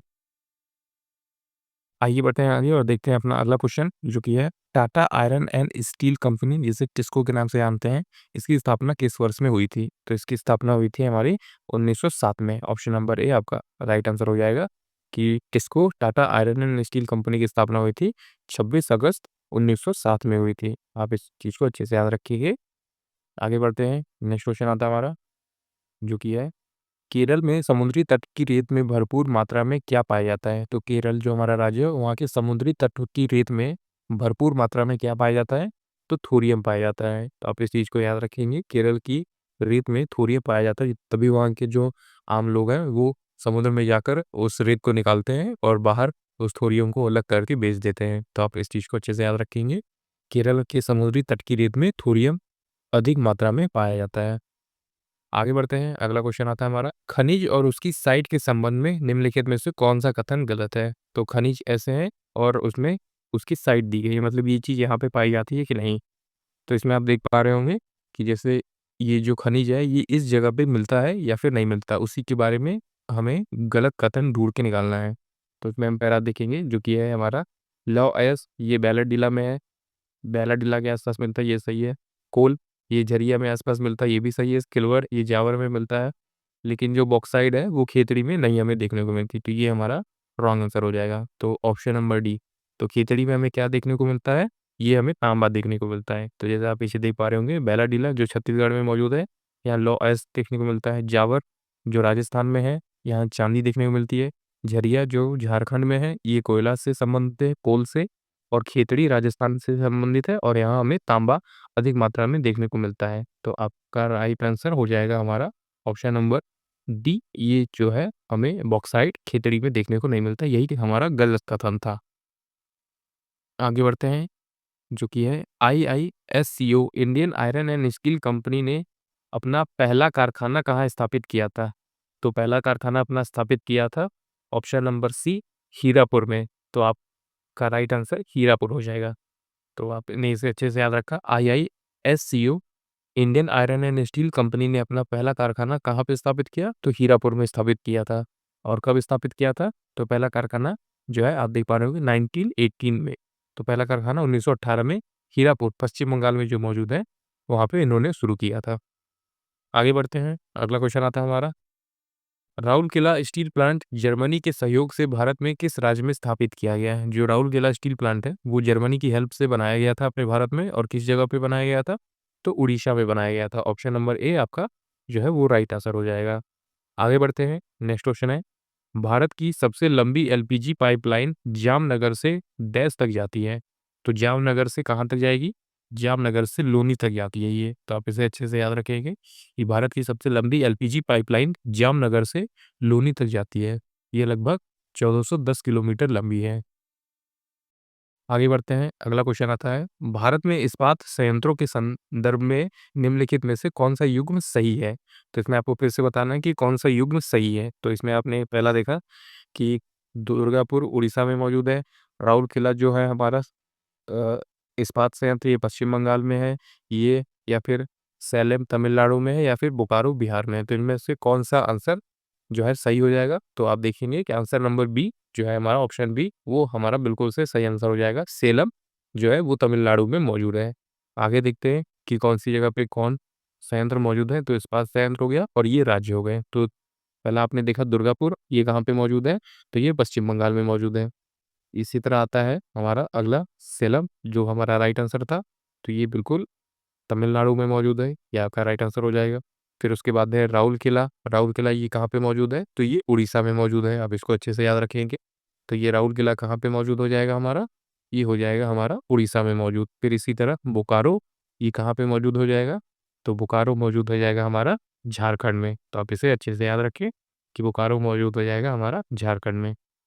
आगे बढ़ते हैं और नेक्स्ट क्वेश्चन देखते हैं, सेलम इस्पात संयंत्र डैश में स्थित है? तो अभी मैंने आपको बताया कहाँ पे, तो ये तमिलनाडु में स्थित है। ऑप्शन नंबर डी आपका राइट आंसर हो जाएगा। जैसे आप नीचे देख पा रहे होंगे कि इसमें पहला है सेलम इस्पात संयंत्र तमिलनाडु में है, दुर्गापुर इस्पात संयंत्र पश्चिम बंगाल में है, राउरकेला ये उड़ीसा में है, और इलाही इस्पात संयंत्र ये छत्तीसगढ़ में है। तो इन सब चीज़ों को भी आप अच्छे से याद रखेंगे, ये सभी चीज़ें जो है इंपॉर्टेंट है, एग्जाम में पूछी जाती है। सेलम संयंत्र जो है तमिलनाडु में है, दुर्गापुर ये पश्चिम बंगाल में है, राउरकेला उड़ीसा में है, और भिलाई छत्तीसगढ़ में है। आगे आ जाता है हमारा इम्पोर्टेंट जो टॉपिक है, वो भारत की जनजातियाँ हैं, Indian tribes, tribes of India. तो इसमें हम देखते हैं अपना पहला क्वेश्चन, खासी जनजातियाँ डैश में रहती हैं? तो खासी जनजातियाँ जो हैं कहाँ रहती हैं? ये रहती हैं मेघालय में। तो आपका राइट आंसर हो जाएगा ऑप्शन नंबर ए, खासी जनजातियाँ मेघालय में रहती हैं। नेक्स्ट क्वेश्चन है हमारा, निम्नलिखित में से कौन सी जनजातियाँ सिक्किम की हैं? तो सिक्किम की कौन सी हैं? बूटिया जनजाति हैं। तो ऑप्शन नंबर बी आपका राइट आंसर हो जाएगा। तो जैसे आपने देखा कि पहला स्टेट है हमारा मध्य प्रदेश, यहाँ पे भी ज़्यादा मात्रा में जनजाति रहती है, जैसे कि भील जनजाति, गोंड जनजाति, बैगा, नागावंशी और आदि जनजाति रहती है। फिर है नागालैंड, यहाँ पे भी जनजाति रहती है, आगामी, कोन्याक और नागा जनजाति यहाँ पे रहती है। झारखंड में रहती है संथाल जनजाति, मुंडा जनजाति, हो, बिरहोर और आदि जनजाति यहाँ रहती है। फिर है आंध्र प्रदेश, तो आंध्र प्रदेश में रहती है चेंचू, बकला, सुंगाली और लंबाड़ा जनजाति यहाँ पे रहती है। तो ये कुछ प्रमुख स्टेट थे और उनकी जनजातियाँ थी, यहाँ पे ऐसे जनजाति के लोग रहा करते हैं। आगे है हमारा अगला टॉपिक, जो कि है भारत में परिवहन, ट्रांसपोर्ट इन इंडिया। तो इसमें पहला है टॉपिक हमारा स्थल परिवहन, जिसे हम लैंड ट्रांसपोर्ट कहते हैं, मतलब कि जो ज़मीन से रिलेटेड हो, स्थल से रिलेटेड हो। तो इसमें आप जैसे देख पा रहे होंगे, इसमें हमारा पहला क्वेश्चन दिया गया है जो कि है भारतमाला परियोजना के चरण फर्स्ट के संबंध में निम्नलिखित में से विवरणों का मिलान कीजिए। इसमें आपको कुछ ऐसी योजनाएं दी गई हैं और उसकी किलोमीटर की लंबाई ये दी गई है। इसमें आपको बताना है कौन सा आपका जो है वो राइट आंसर है। जैसे कि आर्थिक गलियारा, इसकी लंबाई लगभग कितनी है। दूसरा ऑप्शन है सीमा और अंतर्राष्ट्रीय सड़क संपर्क सड़कें। तीसरा एक्सप्रेसवे। चौथा है अंतर गलियारे और फीडर सड़कें। तो इनकी लंबाई लगभग कितनी हो जाएगी। तो आप जैसे देख पा रहे होंगे, हमारा right answer option number A हो जाएगा। तो ए है में पहले का ए, दूसरे का बी, तीसरे का सी और चौथे का डी। तो ये सभी आपस में सही रिलेटेड है। आर्थिक गलियारे की लंबाई 9,000 किलोमीटर, सीमा और अंतर्राष्ट्रीय सड़क संपर्क इसकी सर लंबाई 2,000 किलोमीटर, एक्सप्रेसवे की लंबाई जो है वो हमारी 800 किलोमीटर और अंतर गलियारे और फीडर करके की जो लंबाई है वो 6,000 किलोमीटर है। तो आपका ये राइट क्वेश्चन आंसर हो जाएगा हमारा। आगे बढ़ते हैं। नेक्स्ट क्वेश्चन आता है, डैश भारत के 4 बड़े मेट्रो शहर हैं जिसे दिल्ली, मुंबई, चेन्नई, कोलकाता को जोड़ता है। तो कौन जोड़ता है। तो ये जोड़ता है स्वर्णिम चतुर्भुज। तो आप इसे अच्छे से याद रखेंगे। स्वर्णिम चतुर्भुज जो है देश के 4 बड़े बड़े मेट्रो शहरों को जोड़ता है, जैसे दिल्ली, मुंबई, चेन्नई, कोलकाता को, ये सभी को जोड़ता है और ये सभी जुड़कर चतुर्भुज का आकार लेती है, इसीलिए इन्हें स्वर्णिम चतुर्भुज कहा गया है। जैसे दिल्ली यहाँ हो गई, फिर मुंबई इस जगह पे हो गई, फिर उसके बाद चेन्नई ऐसे होती है, यहाँ पे हो गई चेन्नई, और कोलकाता फिर ऐसे हो जाएगी और फिर वापस ये ऐसे जुड़ जाएंगे। तो ये देख लीजिए, ये स्वर्णिम चतुर्भुज हो जाएगा, इस आकार का बन जाता है हमारा। तो आपका राइट आंसर स्वर्णिम चतुर्भुज हो जाएगा। आगे है हमारा अगला क्वेश्चन जो कि है 1995 में भूतल परिवहन मंत्रालय के तहत किस स्वतंत्र निकाय का संचालन किया गया था। तो किसका जो संचालन किया गया था। ऑप्शन नंबर डी भारतीय राष्ट्रीय राजमार्ग प्राधिकरण NHAI का संचालन किया गया था। ऑप्शन नंबर डी आपका जो है राइट आंसर हो जाएगा। तो किसका संचालन किया गया था। NHAI का संचालन किया गया था 1995 में। आगे बढ़ते हैं। अगला क्वेश्चन आता है हमारा, नई दिल्ली किस रेल मंडल का मुख्यालय है। तो ये भी काफ़ी क्वेश्चन इंपॉर्टेंट है, एग्जाम्स में पूछ लिया जाता है कभी कभी। तो आप जैसे देख पा रहे होंगे, नई दिल्ली किस रेल मंडल के मुख्यालय में आता है, मतलब किस जोन में आता है। नई दिल्ली का जो रेलवे स्टेशन है वो किस जोन में आता है। तो ये आता है हमारा उत्तर रेल जोन मंडल में आता है। तो उत्तर रेल मंडल में आता है। ऑप्शन नंबर डी आपका ये राइट आंसर हो जाएगा। जैसे कि आप देख पा रहे होंगे, उत्तर रेलवे जो है नई दिल्ली के मुख्यालय का है, और दक्षिण रेलवे जोन चेन्नई इसका मुख्यालय है, पूर्वी रेलवे इसका मुख्यालय कोलकाता है, और मध्य रेलवे इसका मुख्यालय जो है वो मुंबई में मौजूद है। तो ये कुछ जोन है और उनके मुख्यालय हैं, आपको इन्हें अच्छे से याद रखना पड़ेगा। आगे बढ़ते हैं और अब अगला नेक्स्ट क्वेश्चन है, राष्ट्रीय राजमार्ग 7 डैश से जुड़ता है। तो जो नेशनल हाईवे है, नेशनल हाईवे 7, ये डैश से जुड़ता है, किससे जुड़ता है। तो ये जुड़ता है फजिल्का को माणा से जोड़ता है। तो फजिल्का को माणा से जोड़ता है। ऑप्शन नंबर बी आपका ये राइट आंसर हो जाएगा। तो राष्ट्रीय राजमार्ग 7 जो है वो फजिल्का को माणा से जोड़ता है। आगे देखते हैं, हमारा अगला क्वेश्चन आता है जो कि है, भारत का सबसे लंबा राष्ट्रीय महाराजमार्ग कौन सा है। तो सबसे लंबा कौन सा हो जाएगा हमारा। तो ये हो जाएगा NH44 हो जाएगा। तो आप इस चीज़ को अच्छे से याद रखेंगे कि सबसे बड़ा हमारा राष्ट्रीय राजमार्ग कौन सा है, NH44 है, जिसकी लंबाई आप जैसे नीचे देखेंगे तो इसकी लंबाई लगभग कितनी है, 3,745 किलोमीटर है इसकी लंबाई, और ये श्रीनगर से कन्याकुमारी को जाती है। कौन, NH44 राजमार्ग। इससे बेहतर कुछ और इंपॉर्टेंट है, जैसे NH4 की लंबाई 230 किलोमीटर है, और ये थाने से चेन्नई के बीच में मौजूद है। फिर NH10 ये 174 किलोमीटर है, और ये दिल्ली से फजिल्का की तरफ बना हुआ है। और NH5 ये 637 किलोमीटर का है, और ये बहरगोरा से चेन्नई की तरफ जाता है। तो सबसे इम्पोर्टेंट इसमें हमारा है NH44, जो कि लगभग 3,745 किलोमीटर का है, और ये श्रीनगर से कन्याकुमारी की ओर बना हुआ है, हमारा सबसे लंबा राष्ट्रीय राजमार्ग। आगे है हमारा नेक्स्ट क्वेश्चन, भारत के निम्नलिखित बंदरगाहों का उत्तर से दक्षिण की ओर सही क्रम क्या है। तो उत्तर से दक्षिण की ओर, मतलब कि पहले उत्तर में है, फिर उसके बीच में है, फिर ऐसे करते करते वो दक्षिण में है। तो इसका सही क्रम क्या हो जाएगा हमारा। इसका सही क्रम हो जाएगा ऑप्शन नंबर डी आपका सही क्रम हो जाएगा। जैसे कि CDBA, तो सबसे पहले है हमारा कांडला बंदरगाह। तो इसका उत्तर से दक्षिणी तरफ कांडला बंदरगाह ये पहला हो जाएगा हमारा। फिर उसके बाद आता है हमारा जो है दूसरा मुंबई बंदरगाह, तो ये दूसरे नंबर पे हो जाएगा। फिर उसके बाद आता है मार्मुगुआ बंदरगाह, तो मार्मुगुआ बंदरगाह ये तीसरे नंबर पे आ जाएगा। और कोचीन बंदरगाह ये आ जाएगा हमारा चौथे नंबर पे। तो ये हमारा उत्तर से दक्षिण की तरफ सही क्रम है। तो जैसे आप नीचे देख पा रहे होंगे, कांडला बंदरगाह सबसे पहले, फिर मुंबई, फिर मार्मगुआ, फिर कोच्चि बंदरगाह। तो ये हमारा सही क्रम हो जाएगा। और भारत का सबसे बड़ा प्राकृतिक बंदरगाह मुंबई में स्थित है। नवी मुंबई में स्थित जवाहरलाल नेहरू पोर्ट भारत का सबसे बड़ा जो है कंटेनर बंदरगाह है, मतलब कि यहाँ बड़े-बड़े कंटेनर को यहाँ पे आके रखा जाता है। तो नवी मुंबई में स्थित जवाहरलाल नेहरू पोर्ट भारत का सबसे बड़ा कंटेनर बंदरगाह है। आगे है हमारा टॉपिक जो कि है जल परिवहन, जिसे हम वाटर ट्रांसपोर्ट भी कहते हैं। तो इसमें पहला क्वेश्चन है हमारा, निम्नलिखित में से कौन सा राष्ट्रीय जलमार्ग तमिलनाडु में स्थित है? तो तमिलनाडु में इसमें से कौन सा स्थित है? ये हो जाएगा हमारा राष्ट्रीय जलमार्ग 99। तो राष्ट्रीय जलमार्ग 99 जो है वो तमिलनाडु में मौजूद है। आगे बढ़ते हैं। निम्नलिखित में से भारत में प्राकृतिक बंदरगाह का चयन कीजिए। तो प्राकृतिक बंदरगाह कौन-सा हो जाएगा? तो हमारा मुंबई बंदरगाह हो जाएगा। तो ऑप्शन नंबर सी आपका राइट आंसर हो जाएगा कि मुंबई बंदरगाह प्राकृतिक बंदरगाह है, मतलब इसे बनाया गया है हाथों से। अगला क्वेश्चन आता है हमारा जो कि है, हल्दिया से प्रयागराज तक निम्नलिखित में से कौन-सा राष्ट्रीय जलमार्ग जाता है? तो हल्दिया से प्रयागराज तक कौन जाता है? राष्ट्रीय जलमार्ग 1 जाता है। तो आप इसे अच्छे से याद रखेंगे कि हल्दिया से प्रयागराज तक राष्ट्रीय जलमार्ग 1 जाता है। ऐसी कुछ और इम्पोर्टेंट चीज़ें हैं, जो आप नीचे देख पा रहे होंगे। राष्ट्रीय जलमार्ग 1 है, तो ये हल्दिया से प्रयागराज तक जाता है, 1620 किलोमीटर का है। इसी तरह राष्ट्रीय जलमार्ग 2 है, जो कि ब्रह्मपुत्र नदी धुबरी से सदिया के बीच में है, ये 891 किलोमीटर का है। और राष्ट्रीय जलमार्ग 3 इसका विस्तार केरल के पश्चिमी तटीय क्षेत्र में है, जो कि कोट्टापुरम से कोल्लम के बीच में मौजूद है। तो आप इस चीज़ को अच्छे से याद रखेंगे। और राष्ट्रीय जलमार्ग 4, इस जलमार्ग की कुल लंबाई 1095 किलोमीटर है। आगे बढ़ते हैं। नेक्स्ट क्वेश्चन आता है हमारा जो कि है, निम्नलिखित में से कौन सा जलमार्ग और संबंधित नदी युग्म सुमेलित नहीं है?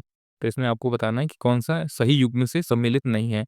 तो ऑप्शन नंबर डी राष्ट्रीय जलमार्ग 6, इसका संबंध जो है ये सतलुज नदी से नहीं है। तो आप इस चीज़ को अच्छे से याद रखेंगे कि इसका सुमेलित सही नहीं बैठा है। तो राष्ट्रीय जलमार्ग 6 जो है ये सतलुज नदी पे संबंधित नहीं है। ये अब आता है हमारा नेक्स्ट टॉपिक जो कि है वायु परिवहन, एयर ट्रांसपोर्टेशन। तो एयर ट्रांसपोर्ट में हम देखेंगे, पहला क्वेश्चन आता है हमारा, चंडीगढ़ अंतर्राष्ट्रीय हवाई अड्डे का नाम बदलकर क्या कर दिया गया है? तो इसका नाम बदलकर कर दिया गया है शहीद भगत सिंह अंतर्राष्ट्रीय हवाई अड्डा। तो आप इसे अच्छे से याद रखेंगे कि शहीद भगत सिंह जो है इनके नाम पर ये रख दिया गया था चंडीगढ़ का अंतर्राष्ट्रीय हवाई अड्डा। तो शहीद भगत सिंह अंतर्राष्ट्रीय हवाई अड्डा ये चंडीगढ़ हवाई अड्डे का नाम अब से हो गया है। और ये कब किया गया था? 28 सितंबर 2022 को ये जो है बदल दिया गया था। भगत सिंह की 115वीं जयंती के अवसर पर इस पे हवाई अड्डे का नाम बदलकर उनके नाम पे रख दिया गया था।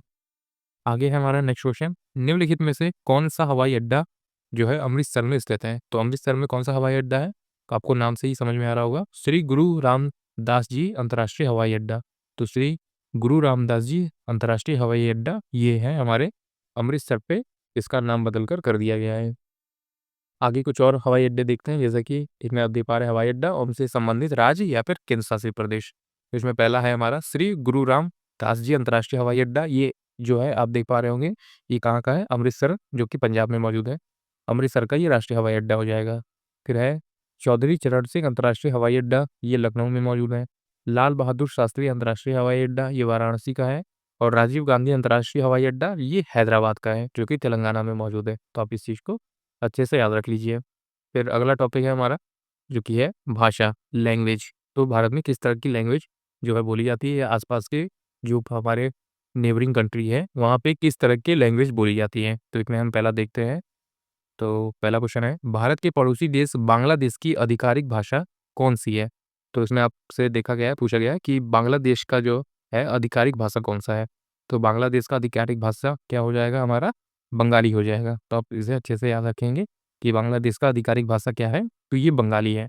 इसी तरह कुछ और इम्पोर्टेंट चीज़ जो है वो दी गई हैं, जो आपके एग्ज़ाम में पूछी जाती है। जैसे कि आप देख पा रहे हैं, राष्ट्रीय पशु जो है रॉयल बंगाल टाइगर को बोलते हैं। राष्ट्रीय पक्षी जो है वो दैयर का है। राष्ट्रीय पुष्प जल कुमुदनी है। राष्ट्रीय स्तनपायी गंगा नदी की डॉल्फिन है। राष्ट्रीय खेल कबड्डी हो जाएगा हमारे भारत देश का, और राष्ट्रीय पेड़ जो है ये आम हो जाएगा। तो आप इसे अच्छे से याद रखें। ये सभी जो है ये भारत से संबंधित है।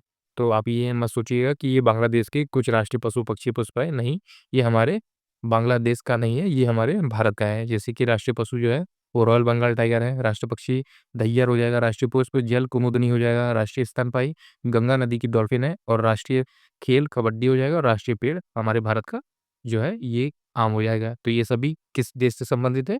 तो ये हमारे इंडिया से संबंधित है। तो आप इस चीज़ को अच्छे से याद रखेंगे। आगे बढ़ते हैं, अगला क्वेश्चन देखते हैं हमारा, नेक्स्ट क्वेश्चन आता है, नेपाली भारत मुख्य रूप से किस राज्य में बोली जाती है? तो नेपाली भाषा जो है मुख्य रूप से किस राज्य में बोली जाती है? तो आपका राइट आंसर सिक्किम हो जाएगा, क्योंकि सिक्किम जो है नेपाल के आसपास है, तो नेपाली भाषा सिक्किम के लोग भी आसानी से समझ लेते हैं और बोल पाते हैं। तो आपका राइट आंसर हो जाएगा हमारा सिक्किम। तो सिक्किम में नेपाली भाषा का बोलचाल है, वहाँ के लोग नेपाली भाषा को अच्छे से बोल लेते हैं। आगे है हमारा क्वेश्चन, जो आज का हमारा लास्ट क्वेश्चन बनता है। तो बोडो भाषा मुख्य रूप से किस राज्य में बोली जाती है? जो बोडो भाषा है वो मुख्य रूप से कहाँ पे बोली जाती है? तो ये असम में बोली जाती है। तो आपका राइट आंसर क्या हो जाएगा? असम हो जाएगा। आप इसे अच्छे से याद रखेंगे कि बोडो भाषा जो है वो असम में बोली जाती है। इसी तरह नीचे कुछ और भाषा हैं और उनके राज्य दिए गए हैं। जैसे बोडो भाषा आपने देखा, ये असम में बोली जाती है। कोंकणी भाषा गोवा में, तमिल भाषा जो है तमिलनाडु में और कन्नड़ भाषा जो है वो कर्नाटका में बोली जाती है। तो आप इसे अच्छे से याद रखेंगे, ये भी इम्पोर्टेंट है। तो बोडो भाषा आपने देखा असम में, कोंकणी भाषा जो है आपने देखा, कोंकणी भाषा कहाँ पे है? गोवा में, बोडो असम में, तमिल जो है तमिलनाडु में और कन्नड़ जो है वो कर्नाटका में बोली जाती है। तो ये था दोस्तों आज का हमारा कंप्लीट वीडियो, जिसमें मैंने आपको इंडियन ज्योग्राफी में जो भी क्वेश्चन या फिर जो भी टॉपिक जो है एग्जाम्स में बनते हैं, जो इंपॉर्टेंट टॉपिक है और आपके लिए काफ़ी ज़्यादा इंपॉर्टेंट था आपके एग्जाम्स के लिए। तो उम्मीद है दोस्तों आपको हमारी ये वीडियो पसंद आई होगी। इसमें मैंने ज़्यादा से ज़्यादा कोशिश की है कि वो सारे क्वेश्चन कराए जाएँ जो बहुत कम पूछे गए हैं और जिसके आने की संभावना ज़्यादा है। तो जिसको हम लोग कम पढ़ते हैं या फिर छोड़ देते हैं, तो वही सारे क्वेश्चन मैंने इसमें कराए हैं। अगर आपको दोस्तों हमारी वीडियो पसंद आई, तो हमारी इस वीडियो को एक लाइक ज़रूर कर दीजिएगा और अपने आने वाले एसएससी एग्ज़ाम्स में जो एग्ज़ाम होने वाले हैं, उसके लिए हमारे चैनल एसएससी बुक एसबी को ज़रूर सब्सक्राइब कर लीजिएगा। हम ऐसे ही यूज़फुल वीडियो लेके आते रहेंगे, जो आपके एग्ज़ाम टाइम में काफ़ी हेल्प करेगी। तब तक पढ़ते रहिए और हमेशा अपने लक्ष्य की तरफ आगे बढ़ते रहिए।